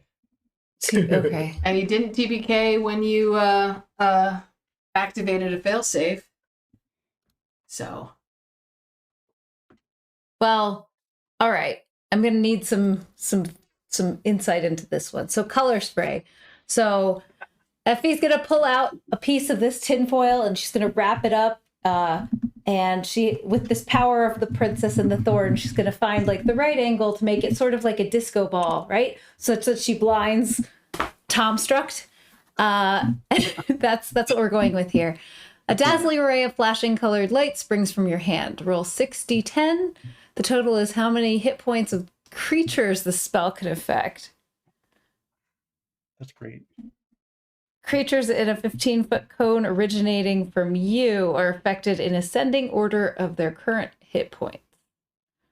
in ascending order. Yeah.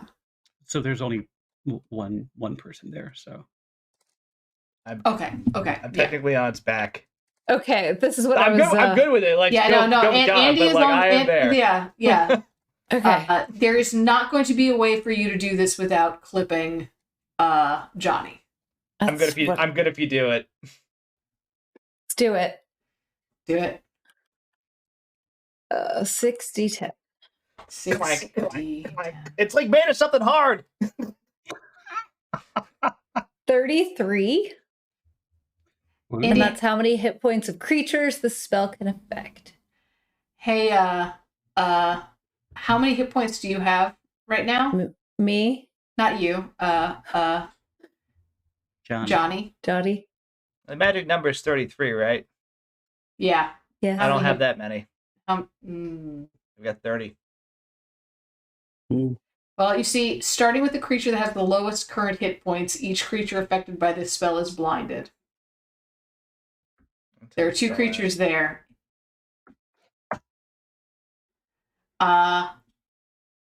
Johnny, you were blinded. The construct is not. That's okay.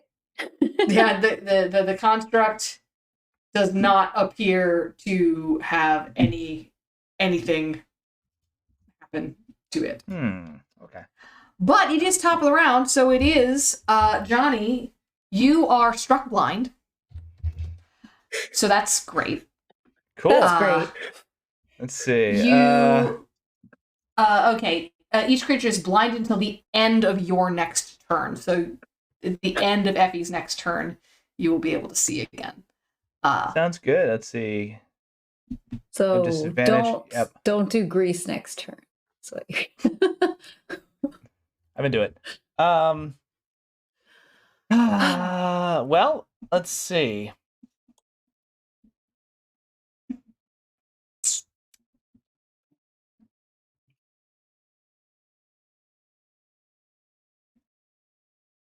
I'm gonna try, as I'm hanging on to the back of this of the Tom Struct. I'm gonna try to just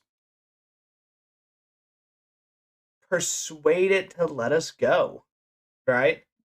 Like, I just suddenly, like, the lights go out. I'm just like, ah, shit. You know, I'm still holding on to these shears. I'm like, hey, look, seriously, you're just doing your job. We're doing our job. Like, there's no reason to make this a lethal thing, right? Like, is it really dark out here? What the hell's going on? Look, what's it gonna take for you to let us just walk, man? I want you to roll.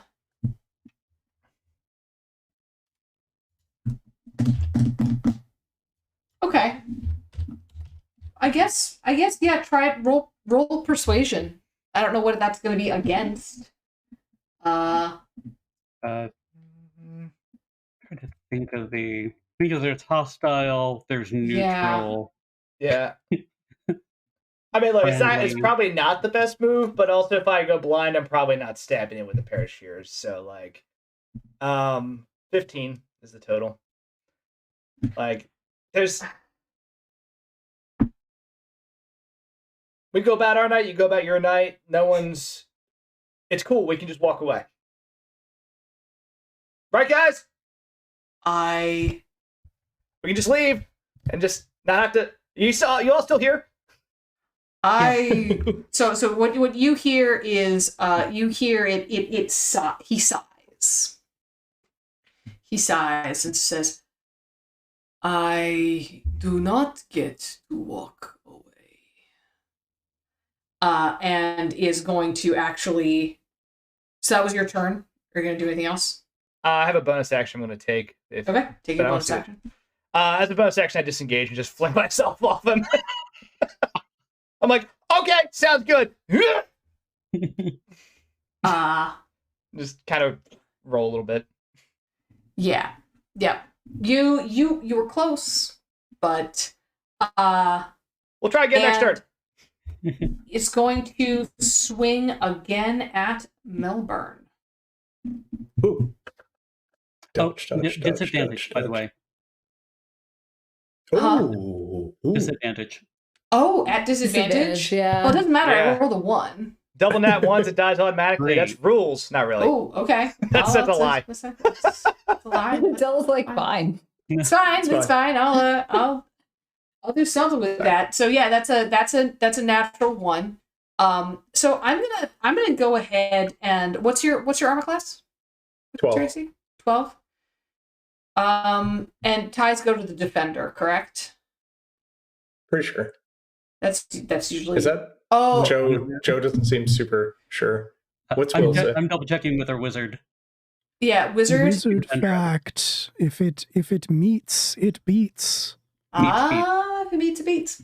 Okay, so I did not confirm. In that case, I did not confirm a critical. So he is not. So he's going to definitely miss and miss badly. But he's not going to straight drop his warhammer. Oh, Darn. dark. So Grim dark. Warhammer. Sorry. yeah.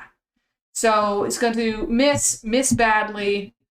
Not going to fuck up badly enough to like drop his hammer, but you can see something's getting to him. He's not operating on the top of his game.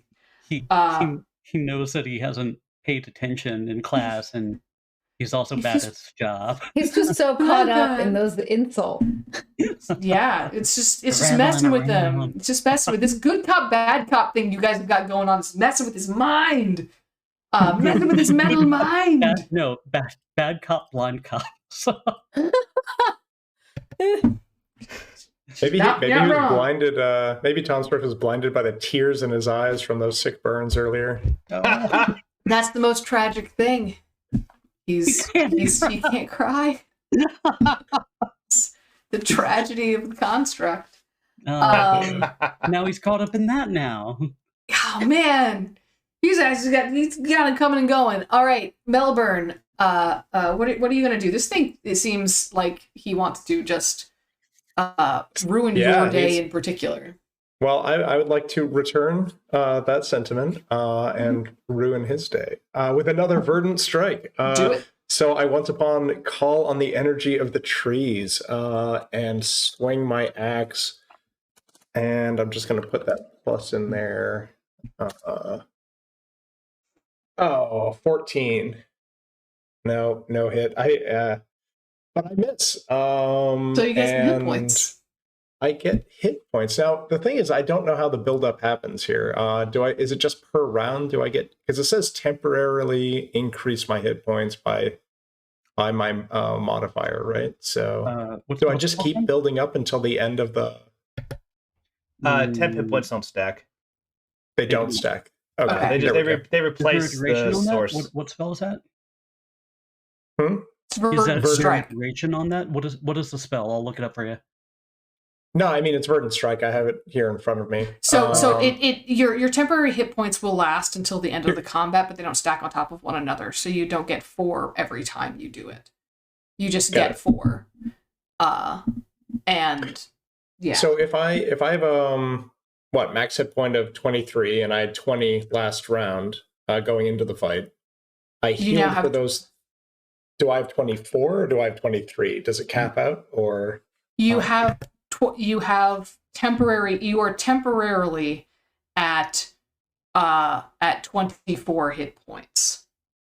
Okay. You're temporarily at 24 of you are at 24 of 23 hit points. Yes, okay. And when they go away, I'm back down to the 20 I started with. It didn't heal those 3 that I was missing. Okay, cool. So then that means this round I'm back at 24 again. Nothing has changed. So okay, there we go. All right. Elise. Yes.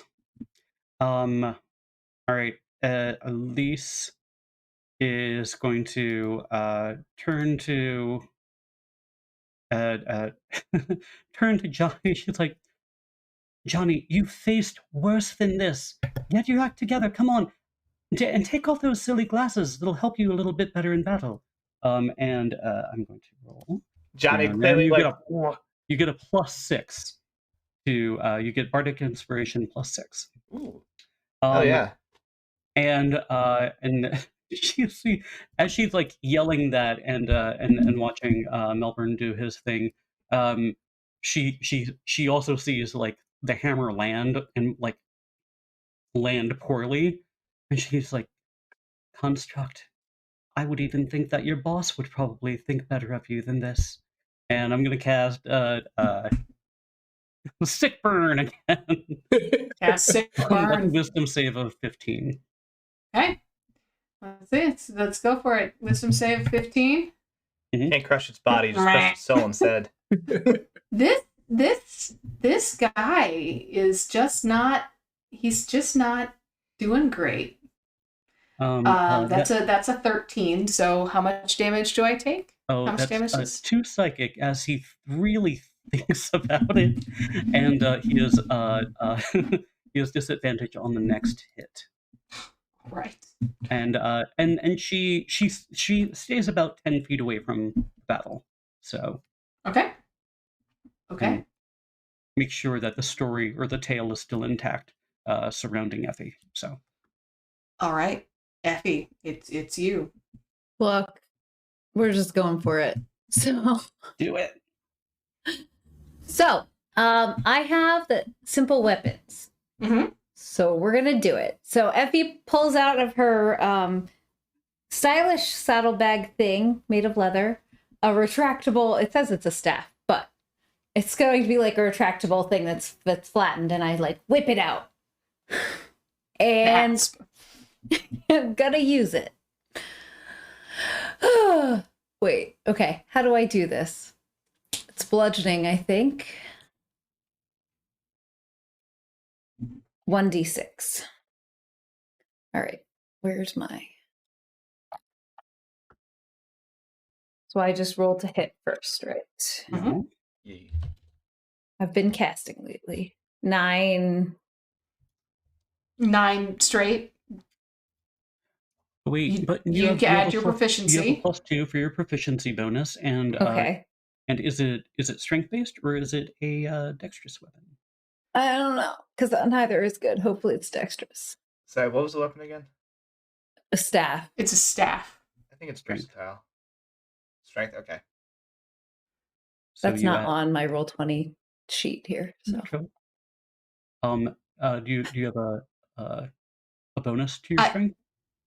So that's 13, I think. So it's 13 total. It does not hit. Basically you're not able to reach. You just can't get to you can't get to it in time. Can't get to it in time.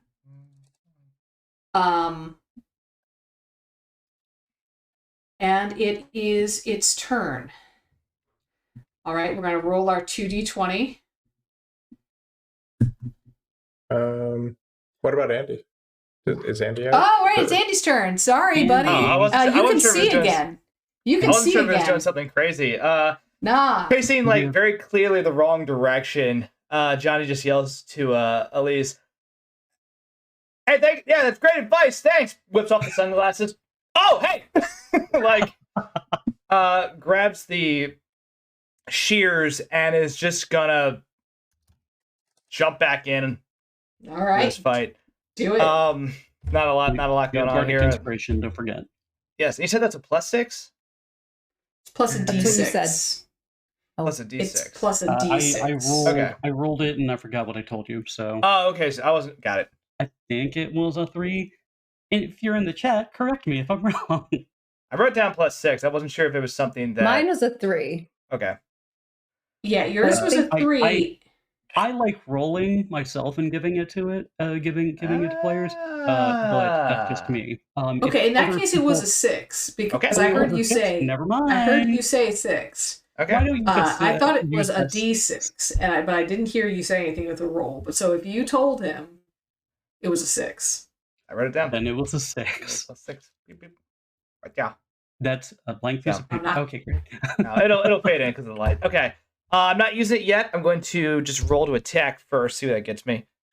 Damn. Ooh. That'll work. That's just with my regular attack bonus. So there's a. Gotta hope a 25 hits because I'm not going to use Bardic on this 25 one. hits. Yeah, 25 Okay. hits. You are not. Yeah, 25. If you missed on 25, I think we should be running. I'm out at that point. I'm like, all right, Tom, you have a great night. Sorry to interrupt you. Sorry. Our bad. Let's see. It is 3d plus. It's not a crit. Yeah, nothing like that. 6. Yeah, 18. 18 points of Nice. damage. Alrighty. Because insightful fighting lasts for 1 minute or until I change targets. So I can keep Okay. attacking him. Okay. So that I think I go for like a knee joint of some type. I'm just like, look, I'm really sorry about this, man, but I can't have you hurt my friends.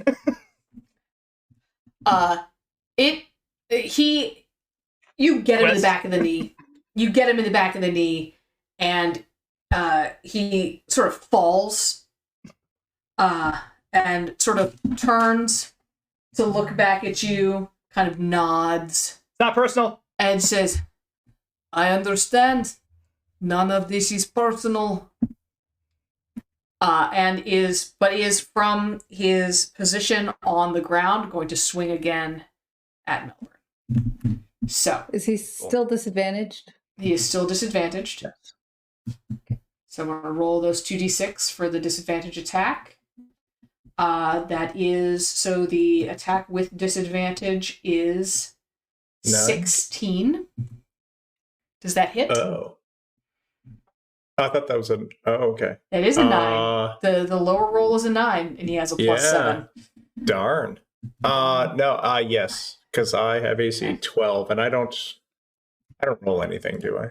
It's just AC 12. No, you take it. Yeah. I get hit. Although, Okay. as I think this is when I can actually use it. This is where my reaction comes into play, and I can cast. Hold on, it's another new one. Bramble Armor, Uh-huh. which is a 1 reaction, which you take when you receive damage, and that is the non-metallic clothing and armor you're wearing grows thorns. Mm. You gain 10 temporary hit points, so it's more that verdant stuff. Mhm. And if a creature hits you with a melee attack while you have temporary hit points, any temporary hit points, by the way, so it kind of feeds into the verdant strike thing, the creature takes 5 piercing damage. Okay. We're both in thorns. Yeah, Elise, like from the sideline, says, "The tale of the thorns and the rose." They live it in here. So you're Okay. gonna take 11 Okay. damage from that attack. Yes. And you said you do 5? It'll be 5 piercing damage to him. So I'll take the 11, but then because I took the damage, I go up 10 temporarily, so I take one damage. So All I'm now right. down to 23, which is my normal cap. And he is at this point going to swing again at you. Ouch, ouch, ouch, ouch, ouch, ouch, I'm ouch. going to use my reaction. But Can you use a reaction when you're not the one being attacked? That's yes. a good Okay. question. Awesome. well, at least but the one that I'm reading says you can. Okay, then do it. Yes, I think you might be reading the same one that I'm reading. Silvery barbs. Yup. So, Yeah. What a good spell. So, Elise, like, sees him starting to swing again. She's like, the tale of the thorns and the princess live! and, like, claps her hands, over here! But, like, there seems to be, like, a slight weird kind of silvery kind of, mist kind of surrounding her when she does that. So, triggering creature must re-roll the 1d20. Actually, maybe I should have waited until he actually finished rolling. No, I rolled a 19. I was gonna. Great. Re-roll Yeah, that. I was gonna say if you lower didn't, I was roll. going to. So Yeah, because I rolled a And 19. That was like the dice roll was a 19. So Yes. okay. So re-roll that, and Melbourne, you have advantage on your next attack roll, ability check, or saving throw within a minute. There's Yay. a lot of buffs here. Yeah, cool. So I'll send this. I'll just do it in the chat here, right here. So I rolled, and I'm not shitting you. Oh, wow, Second yeah. 19. no. Can I do it again? Can I cast silvery barbs now too? I think Fucking you can do it. react. Yeah, Fuck you you. react. Yeah. If I roll another 19, I'm treating it as a crit though. That's, Yeah. yeah. If you roll a 19, you If should I go to roll another casino. 19, Like- if I roll another 19, I'm treating it as a crit. That I like. There's no fucking way. Just FYI. All right. Silvery barbs. Reroll. It is a 9, not a 19. But That that's is still And that does that stack But it's then? plus- Uh, But it's +7, did you say? is plus 7 to 16. Yeah. It still hits him. but that also means Bedlam has advantage on his next attack or ability check or saving throw still. So you Yeah, can use I that don't think twice. that, like... It doesn't it's fine. stack, but you I don't got think it. it stacks. it's not going You to got stack. it though. But you I have do. it. Two people Yeah. care about you. Yeah. Yeah. So- So, here's the thing. He is going to strike you again. And this time his thumb sort of moves along the haft of the warhammer. And over a rune that you see, and it lights up with a fiery glow as this crashes into your side, and you see a Stars. fiery shackles come and wrap themselves around your arms and restrain you. So you are going to take... First, you're going to take 9 bludgeoning damage. Ugh. You are then going to take... Uh-oh. You're going to take 8 fire damage. You may take a... It's a good thing you got that saving throw thing, because you need to now make a strength save or be restrained for a full minute. Okay. Damn. Tom ain't messing around. Mm-mm. All right. Much better. 16. When do I have to choose whether or not I would take advantage on a saving throw? Do I have to choose immediately, or can I find out if 16 was good enough? Usually you're supposed to... Yeah, I'm just Cash looking for in what I'm before. supposed to do. Yeah, you're supposed okay. to catch him beforehand. There are certain abilities that let you do it after the roll's Mhm. announced, but they are very clear about that. Okay, then before you tell me whether or not that is, I think I... Careful. Oh You my. okay? God damn, you just pummel him into the ground. That was the sound of a fire warhammer. That was the sound of my Okay. ring light falling over. Oh, mine does that a lot. Gravity wins again. Gravity wins again. How Bring us down, dare man. it? Bring light down. Why? Because I have too much Why shit on my you? desk. All right. Anyway, moving on. Yeah.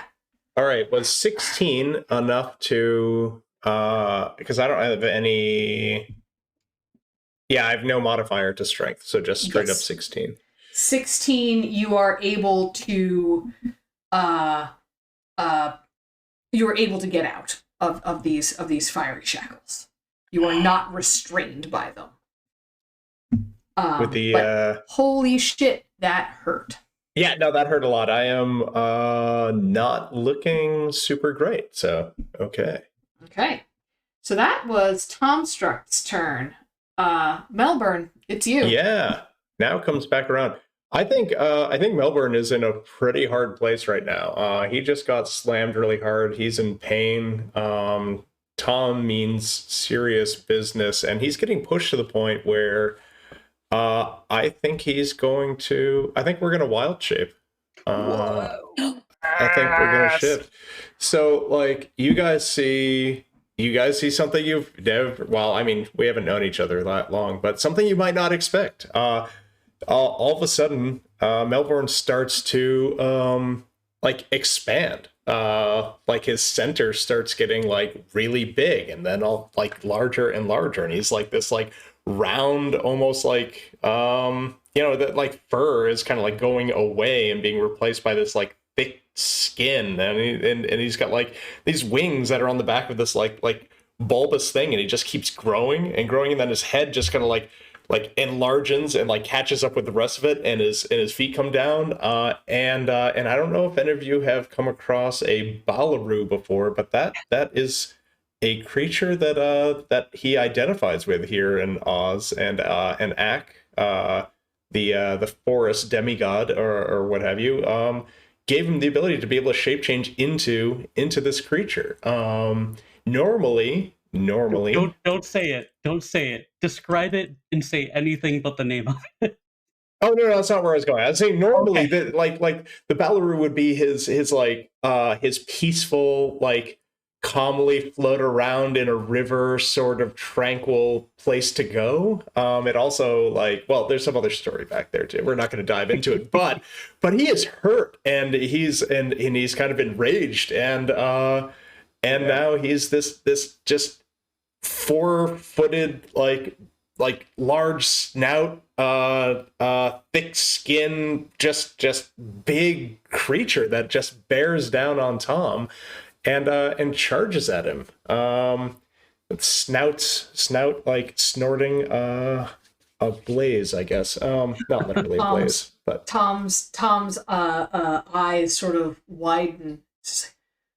This I was not expecting. and he crashes into Tom, doing so. Where did I? Oh my gosh! I just had the thing open. Where's my specs for this thing? There we go. So I'm gonna do a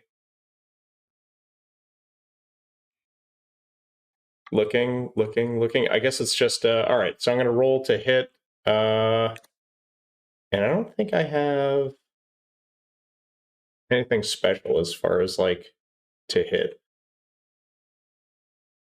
Yeah, I I don't know think if anybody else is looking at this. your proficiency bonus, and unless when you're looking at the Balaroo stats. Yeah, I'm looking at the Balaroo stats and trying to. I get melee weapon attack for a bite. So this is my bite attack. Yeah. And it's a +6 to hit. Yep. So I guess that's what we're looking at. So Yep. wait, don't I have? No, I already used my advantage. You already Okay, used never mind. Okay, so that is plus. You said 6, so 11. Yeah, so 11 total. So I will miss. And just kind of go like crashing by Tom, maybe into like stopping myself on one of the trees. So, Yeah, the issue of being a Ballaroo is that their eyesight is not great. yes, that makes sense. Elise. Yes. Right. So there's whatever the hell that is. You've never seen one of those things before. Elise is aghast. I also at what she's. I need there to be still on its back a pair of tiny Melbourne-sized wings. Yes, yeah. Still Vestigial, fluttering, vestigial. like doing nothing in the given the size that I've grown to, but definitely there in a yep, very comical manner. Beautiful. Great. Because we're all apparently learning 5th ed. So I might have some questions about the spell, but Elise kind of stands aghast at whatever just happened to her friend and makes a mental note of it when she gets angry with him again, and the fact that he didn't turn into that when she got angry with him. So she like makes a mental note and like kind of checks it off, and then starts she holds her rabbit skull like tight, and the green flame on the candle with wax that of black and gold that doesn't seem to like drip down past where it is, kind of like burns a little bit brighter, and her eyes glow a little bit more like a burning kind of pink, and then she like slashes through the air with her finger at Tomstruck, and I'm going to put a hex on him. So I don't think he actually. Yeah, it doesn't look like there's any saving throw. I think he just has it. Nice. All right. So this is my question to other people in the group. It says I do an extra 1d6 necrotic damage to the target whenever I hit it with an attack. I'm assuming that means like a melee attack, a melee or just any kind of attack. Wizard fact, it's not specified. Yay! Rules as written. Rules as Thank written. you, Wizard. Thank you, Wizard. Thank you, Wizard. I think Thank you, that Wizard. yeah, any attack. Just Great. So now he has disadvantage on wisdom saves because that's part of the curse. And so she speaks in this weird language you've never heard her speak in. It sounds very soft and lilting, like a dappled, like sunlight dabbling its way through leaves onto a brook. But there's a hint of coldness to it, and he seems to be encapsulated in like briefly outlined in like this neon pink, and then it kind of like breaks around him. But he is definitely cursed. And then she says, she's like, you don't want to see me when I'm angry, and you don't want to see me when you hurt my friends any more than you already have. So I say, I dare you to hurt my friends one more time, and you may just suffer just a little bit more. And I'm going to have him make a wisdom save at disadvantage. 15. I love it. I love it. Yep, fails. Okay, great. And so he takes 3 points of psychic damage and 3 points of necrotic damage. He's having a bad day. He's having a bad day, and he has disadvantage on his next attack. His next. Oh, and disadvantage on his next attack. Yes, next attack. Well, all right. Effie. We are going to do, well, okay. What's the layout of the land? So as of right now, you've got Tomstruck is kind of pinned down by is sort of on one knee but still swinging. He's not technically prone or anything like that. That's just how we're flavor texting it. So he's still able to, he has his full range of motion. Behind Tom Struct is Johnny, which we could argue gives him partial cover. Hate that. And sort of behind you and to your side, because you sort of ran up to try to attack him physically. Oh yeah, I'm up in there. No, I meant Effie. Oh yeah. Ran up to attack him physically. The Ballaroo that was Melbourne has charged right on past. And Elise is about 10 feet behind you, casting spells and being her glorious witchy self. So is it possible to angle myself such that I only hit Tom? I'm gonna say at this point yes, because you're probably in Pretty touch close. attack right. Yeah, you're pretty close. Cool. Then I'm gonna do Thunder Wave. I can do it again. So I'm gonna just like stand there and stop my foot and yell, "No!" I love it. as the proper like 12-year-old looking girl I am. Yeah, and a wave of thunderous force sweeps out from you. Each creature in a 15-foot cube originating from you must make a Constitution saving throw. Cube originating from you. I don't know if it was a line. I'll eat it. Don't eat it. It's so. I don't. I'm looking at our Wilzard, and he's making the same kind of face I am, which I don't know that you can angle the cube.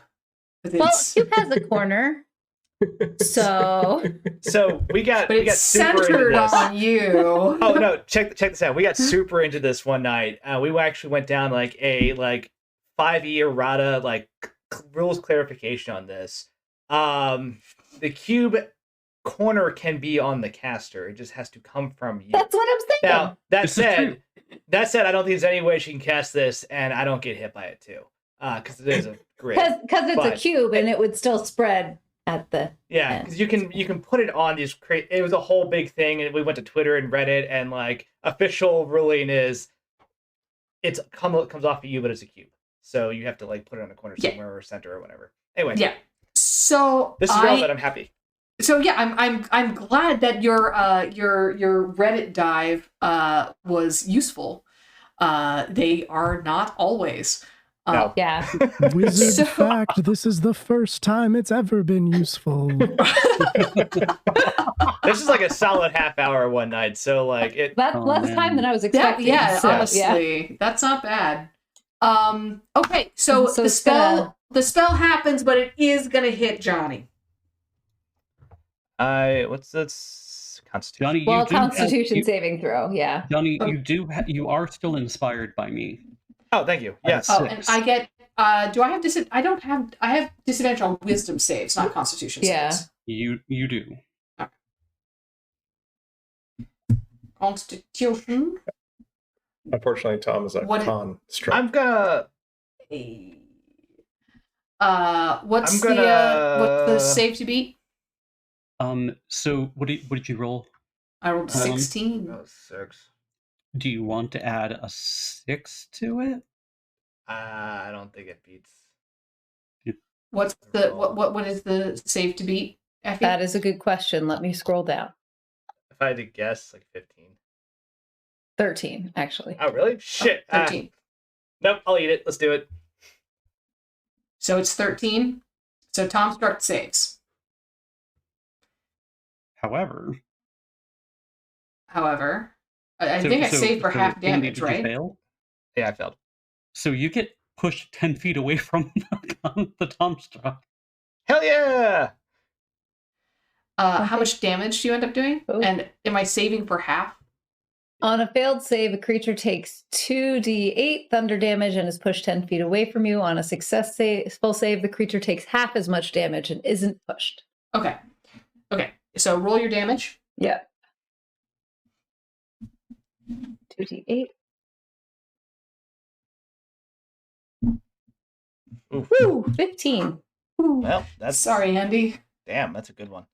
Yeah, I mean, it's good for Tomstruct. I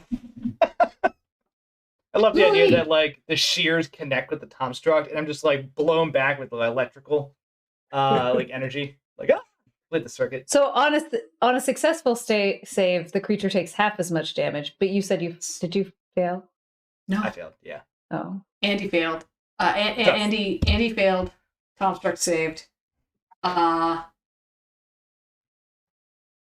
Yeah. Okay.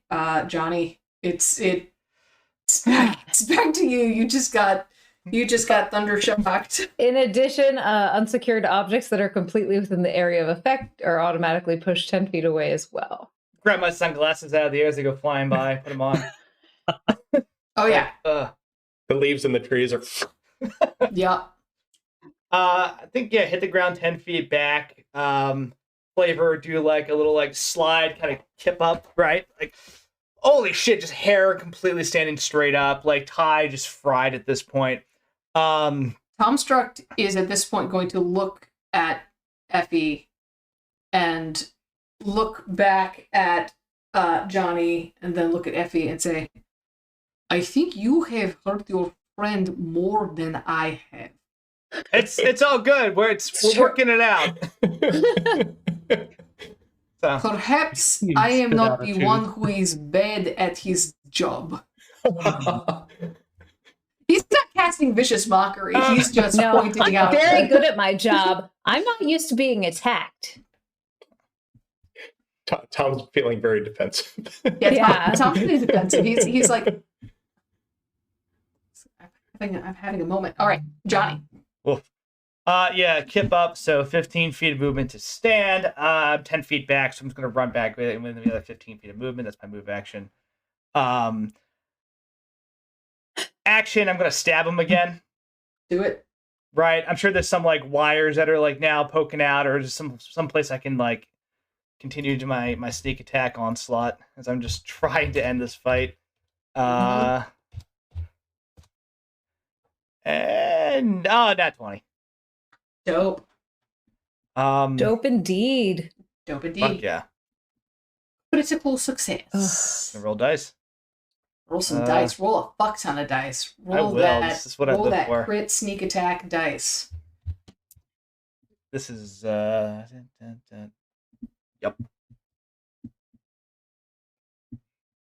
Damn. Shit. 28. Dang. Huh. Okay.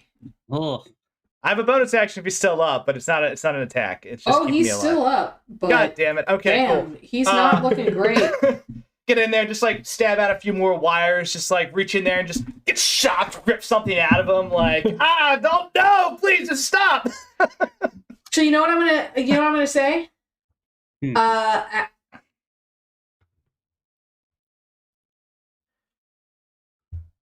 No, he's still up. He's still up. That's fair. You get him, and you get him like his head is almost off.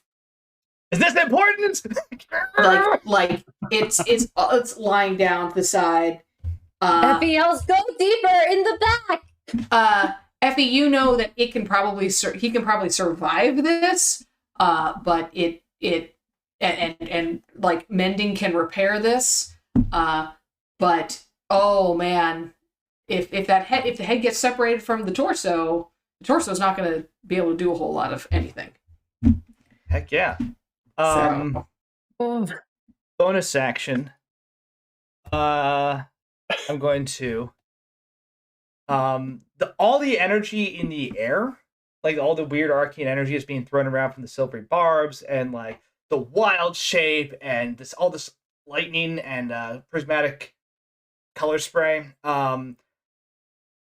starts to actually have a strange effect on Johnny. And he heals 11 hit points as I use second wind. Nice. And start just like See, I helped you. all the damage some of the damage starts to just like heal up a little bit. He has no idea why. Supposed to be down to cool. That's used.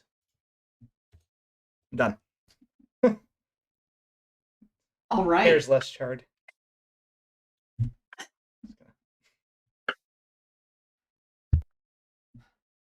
Okay. Now I'm going to roll. He's going to sort of stand. Head lulled to the side with the warhammer, and is going to again give that sigh.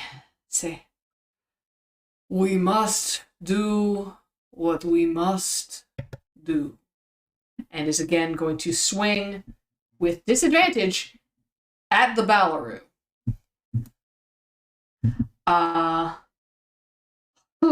It's a good thing I had disadvantage. But that is... Oh, so does a... I have 12 still. Oh, you have 12 still? Okay, so it still hits you. That's gonna hit. I'm bigger but slower. Okay. So that's gonna hit for 1d10. So it's gonna hit for 9 points of damage. And then it is going to take its second attack. Oh my god. Which is also going to hit for another I get to re-roll ones because of a thing, which is going to hit for 13 damage. I like this boss thing. This is fun. But you have, correct me if I'm wrong, now you have the Belarus hit point, right? Yeah. Wow. Oh no, I didn't just get crushed, but that was not pleasant. So how did you hit me with this hammer? I guess came swinging at me and he kind of just like trudges over, and then like is going to like just like across like the back of your big ol' like semi-cetacean skull, and then down onto your back. Oh man. Right between your wings. So that is painful. First thing like knocks my head forward, and then the other one just like, my somewhat small comparatively legs are splayed now, but I don't look too badly off. I'll get up. Elise? I hate to be that guy. Was Effie was just in melee combat? Did he walk away from her, and does she get an attack of opportunity? So we're sort of doing theater of the mind. Bedlam missed, and we said he charged past, but he didn't actually leave combat. So okay. So we're not, because if he had actually charged past, he would have gone in and then gone out again, and there would have been a whole lot of other mechanical things that would have had to have happened. So making sure. Theater of the minding this, it's not a mechanical difference. No trouble. And so it is Melbourne. It is Melbourne's turn. Yeah. Announcer. The Valor snorts and like heaves himself up, turns and again tries to bite with fairly enormous jaws and snout at Tom Struct, right at his head, right at that dangling thing on the top of his shoulders. And oh my gosh. What is that, like a 9, I think? What did I get? +6? Yeah, 9. So that is definitely another miss. Oof. Does anybody want to give this man advantage? I would love to, but Does anybody have a way to give this man advantage? We just have to spend the drugs, right? In order to Can do that? I was gonna say, if I donate, can I give my husband advantage? I should say, yeah, you can, if you want to donate, you can give your husband advantage, because I really want him to win. Me too. Oh, it's fine. I'm Because winning he's by been getting- still standing. Yeah, that's true. so- He's been beating the shit out of you. Wait, Gotta Lady tag Wizard Dello fact donated. is that Was- wizard fact that is we you, only Effie? established you couldn't donate to give yourself advantage, It's true. but you could do it for someone else, someone you love. Oh, I think Bright Shadow. Wait, there's donated. rules on what we Oh, can wait. donate. I thought it was just if you want to give us money, then fine. Oh no, it's you cannot donate to give yourself advantage, but you can donate to give any other player advantage. Bright Shadow. Wait, no, look. Ooh, Yeah, wait, no, we've got drugs. We've got drugs in we chat. got drugs in We have chat. drugs. All chat. right. I was like super close. 2,000 All right. 2,000 drugs. I'm going to roll again. Do it. With the That's power of actually drugs. guidance. It only gives you an additional 1d4. Oh, that was guidance? Yeah. Not advantage? Yes, Okay. true. Sorry, I missed it then.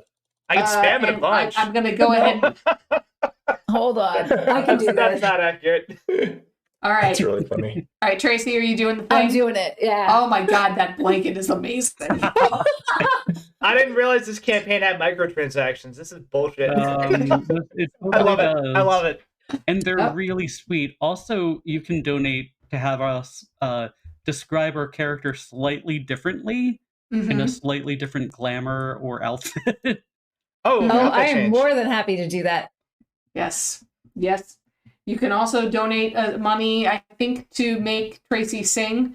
But I don't know that we've fully established that. But I mean, I'm down. anyway, so Tracy, you're donating. I am. All right, Bedlam roll. Yeah, I was going to say to speed this up. Let's speed Sorry. this along. I Rolling trust you. again. Oh, I I did- thought that was gonna land on a net one. Oh Yeah. my god. Oh my god. Oh my god. 13 is better than 1, I hear. So 13 plus 6, it's a 19. Is Plus a D4. Hey, Oh my god, that face. You're going to tell me 19 misses? hey, Bedlam, guess what his AC is? 20. 18. Oh, it's 19. Oh, It's Wait. 18. Oh, it's 18. You beat it by Oh my one. god. You beat it by one. All right, Chompy McChomperson. Chomping away. Great. So it looks like I do 2d12 plus 3 piercing damage. So Damn. let's do that. Damn. That's a lot of damage. 12. 12 damage. Oh, it is. His head is severed from So I his. How do just you do it? like Tell me. mandible up, and I grab but the like I said, the dangly bit hanging from his shoulders and haul on it and take it right off. And then I'll give it off to you because I don't know what happens with Tom Struct after that. But that's what I do. That's what I was going after. It's going for the head. You wrench that head right off of his shoulders. Thank you, Tracy. Thank you, Tracy. You rip that head right off of his shoulders, that silver head. The body, like, sort of like wavers for a second and then goes crashing down. Do you spit the head out? Do you jump on it? Do you chew it for a while? Like, yeah, that's a good question. What do you do with the head? You know, I think I just hold it there in my mouth while watching the body like crash down and then just kind of like drop it on the ground. You drop it on the ground, and it's sort of eyes closed for a second.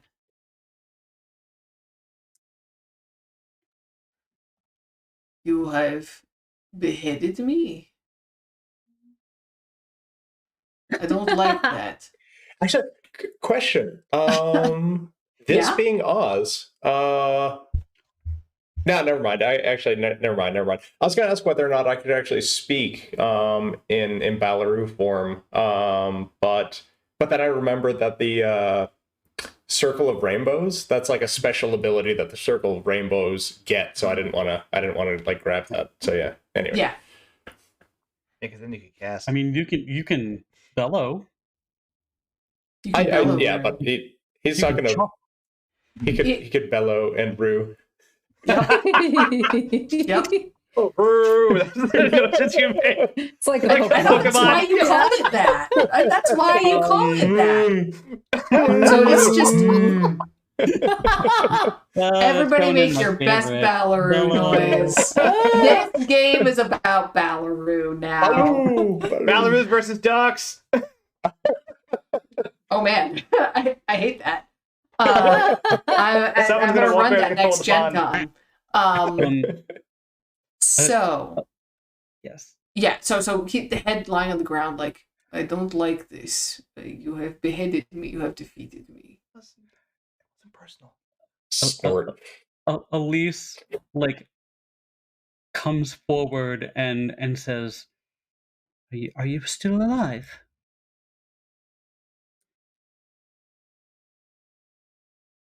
She Yes.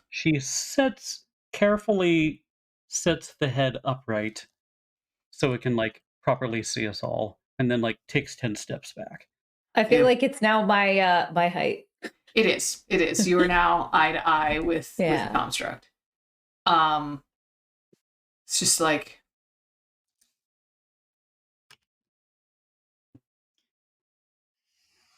Now, why did you attack us? because you set off failsafe. You were poking around where you do not need to be, and it is my job to make sure that does not happen. So you know about the spell down there, and you know how destructive it is. It is not destructive if you do not fuck with it. What is being done there is highly illegal, she says, trying to be very, very convincing, at least in my world. Look, we're all just trying to do our jobs, in a way. Yvi is, well, we're helping her out and she's helping us out. And so the only way we can help her win this olive contest is by knowing exactly what's going on here. Yes. Real talk. Is the barn actually haunted? I'm You met. You met. I can't even. What? You must have met the guild guest. Yep. Okay. So you knew about that before you even let us go in. Yes. And you thought it was going to what, kill us? No, I thought it was going to make you go away. Well, we did for a very brief time, but we came back with smarter friends. She like pats like Effie, who was able to reason and logic around it. I am very happy for you. I'm happy. What do you want me to say? You rip my head off. You beat me. You best me in combat. You are huge now.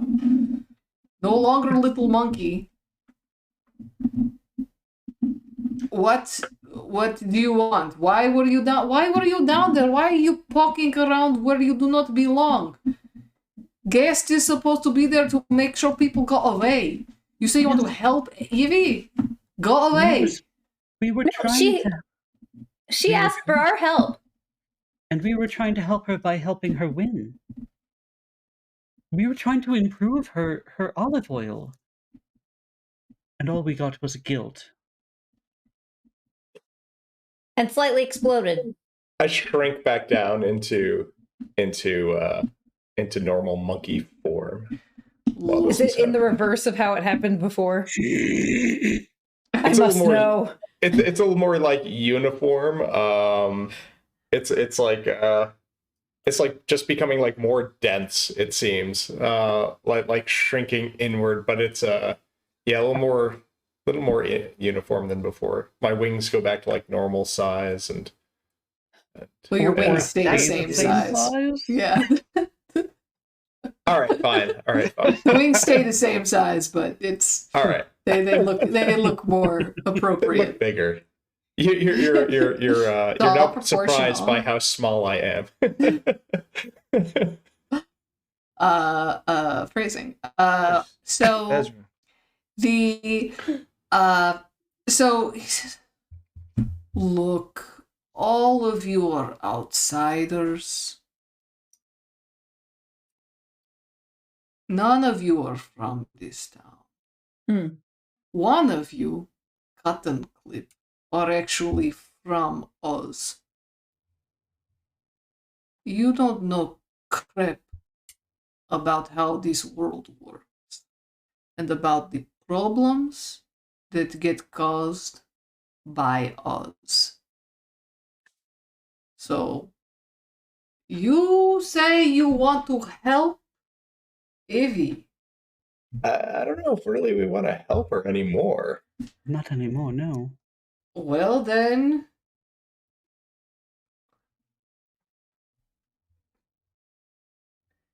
my ability to stop you from doing anything is pretty limited at this point. So, I will... Tell us I am- everything? Please, No. yes, that's what I I was will going to not. say. She like smiles and like almost giddily at Effie. Effie's feeling super powerful right now. She's like never on eye level with anyone. I Hey, mean- Interrogate Effie, her. I have a question. Yes? Effie, is there like a battery source or something for this thing? Like, how long is it gonna run? Well, Now there's like because it's using, I actually am not sure because it would sound like it's using like gravity. It's using its own force. And the deadly desert is gigantic, so it will probably not be depleted by the time it actually comes to the circumference of the circle. Oh, I'm sorry. No, I meant the construct. Oh, Oh! Because I think Uh, I think he's right. I don't know a lot about Oz, and I would love for him to come along and teach us. You realize you're asking construct how construct work. I'm sorry, like you don't get a vote in whether you come along. We could have talked earlier, and now you're either going to come. No, with I'm us just or saying run out you're of being batteries. racist. What? No, technically, I think yeah, I'm sorry. yes. I I'm mean, I looking at thought- the engineer in the group Right. and going, "Hey, how does the mechanical thing work?" Oh, I'm a construct, just I'm not like asking you. her. We I are don't animated. understand where we're going with this here. I Is there an off switch? assume There's an off switch somewhere. We can find the off switch. I assume it depends not on what off type of switch. magic actually caused her to him to be. do you think would your Glinda or Miss Cuttenclip make him? I'm assuming from the word Cuttenclip, probably not. Absolutely not. We were talking about maybe going to the authorities or something before. Oh, Maybe the town official that we Oh that we yeah, know, maybe the town councilwoman. council. They already don't like maybe- Yivy. And maybe we should take Tom along until we know what's going on. I mean, we could just prop his body up over here and take his head, right? So well, That I mean, sounds- That was my whole thought. We just take the head and a power source, kind of have That's- a mobile. I mean, does it need one? No, I don't know. no, That's why I asked. no. I mean, we could go to Fenton. He's well, essentially my landlord, but he's also the head of the town guard. I But think we should go to the town council. Oh, yes. I'd feel bad going over his head, but I think that would be the appropriate thing to do. We think already that know would be- two of them. Yeah, Mhm. that is true. That is true. Okay. I definitely think we should let somebody know about this, unless there's some reason not to. Tom, I'm not are you- saying nothing. mm, You can't make me talk. No, but we Yeah. could kill you. That would be inconvenient. Would it? Gotta Oh, pick come that on. stuff You in there. are so soft-hearted. I don't believe you would kill me. I don't Okay. believe you would kill me. We got the blasting emote, by the way. So. Yeah. Again, just right here. It's big old bag. Just throw them in. Like, it's not like I can jump in. Was one of you going to do... I will bite you. I will bite you. Yeah. Um, It- you- Okay. this- He can still hear us. It's just we can you know, We can get on our way. or yeah, or something. Yes. So we must get our story straight. And obviously the most pressing danger is the spell itself. We don't know what it's doing. We know it's transferring power, and that we also know that it's highly destructive. She kind of like rubs her shoulder, and she looks at Effie and she's like, Effie, I don't know if my words of power can heal you, can they? I take more of a mending of sorts. So if you have like tape or anything like that. I think I have I have something like that in my books. I just simply haven't learned it yet. I'm so sorry. Had I but known. I thought I thought Effie was able to mend herself. I was gonna. Is that- I don't remember. I think it's in the construct portion of this. So let me see. Yes. Yeah. Constructs are able to cast mending. But it's mending plus a short rest. Hmm. Well, it's been a crazy night. We should go back to town anyway, get some rest. You know, at least an hour's worth. Well, we could, Probably a good plan. are you I do saying want to know if, Elise, do you think there's any way we'd be able to trace where something that powerful might be transferring power to? Like, I feel like that might be with something that big. Like, maybe we could actually figure out where it's going. Ooh. Well, yes. Effie did know. Effie, you said that you know where it is in the desert, correct? Approximately. I can't give you an exact location, but I can. So you I totally assume. you actually totally can. Because you rolled so well. Cool. Nice. Yeah, you rolled like really well. So do you guys go to the edge of the desert to see what you can see? I don't know if we're going to do that now or go rest. I just wanted to bring up that maybe that's something we could do alternative to reporting. Also, Well, we Yeah. have this head. Mhm. Yes. So what is our plan to proceed with that?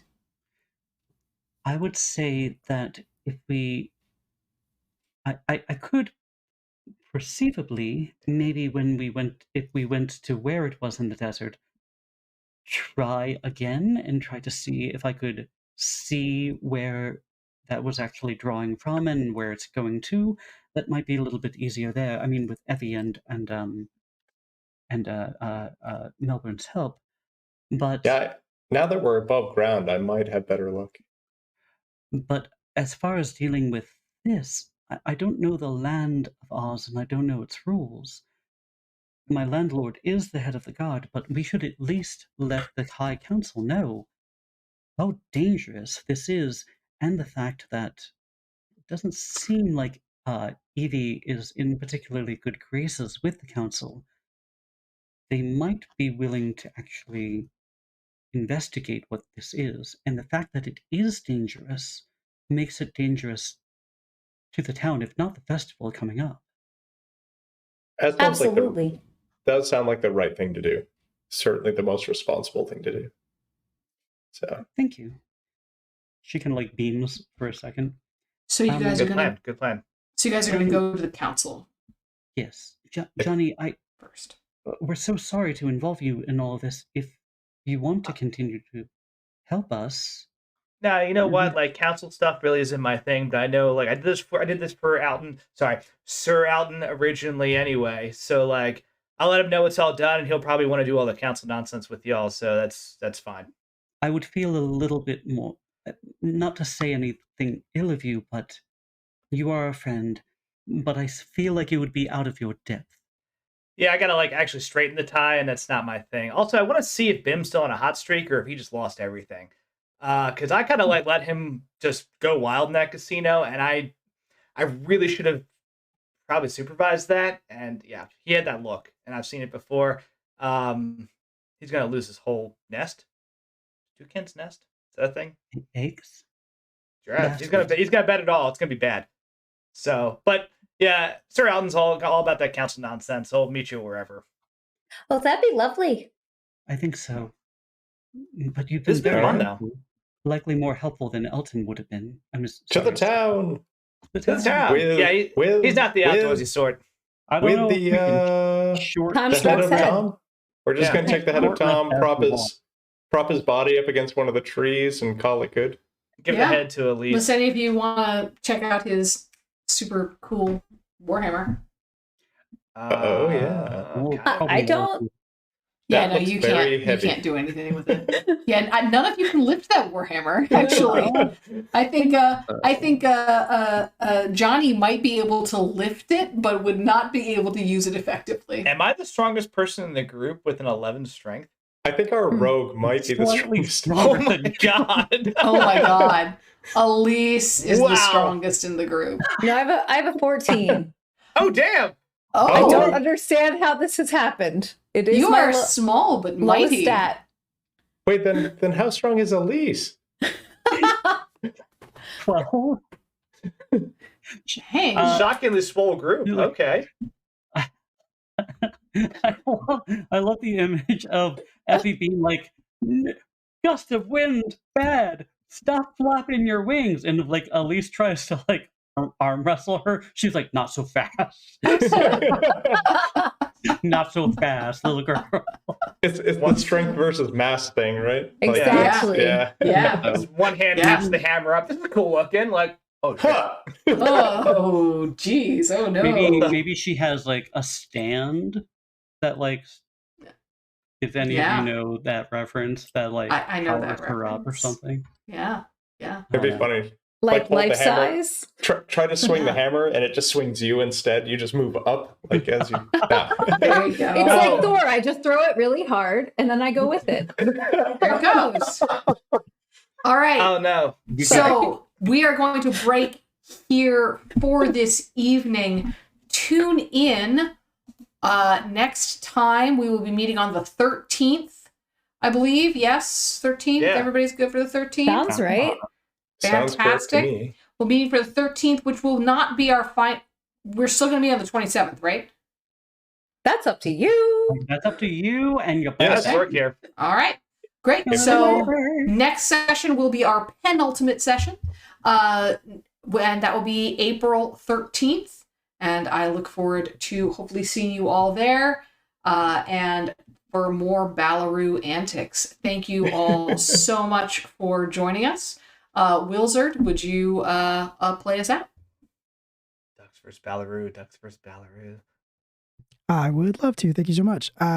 We are going to disappear for just a second, play a little bit of music, and then we are going to disappear and raid a fine group of people whom we have not raided before. It's a streaming group called All Nerds Here. They are currently streaming a game, and they are raising money for Palestine Children's Relief Fund. So we'll pop in, say hi, tell them we sent you.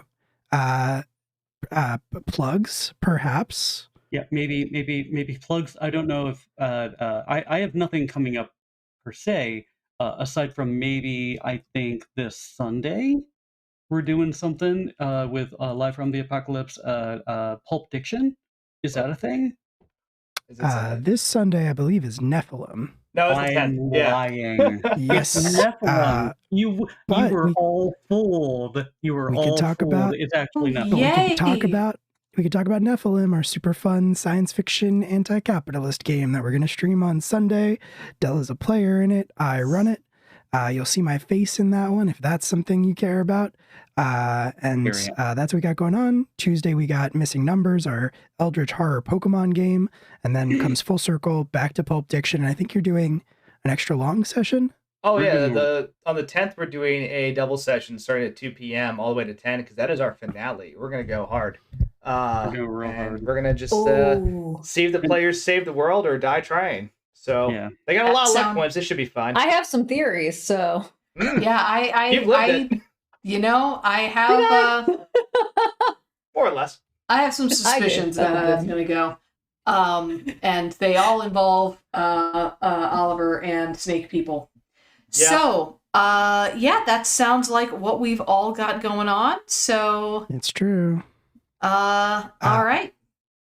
On that note, we will say goodnight. Stick around, say hi to all nerds here, and we will see you next time. Have a good one, everybody. Say goodnight. Good night. Night. Good night.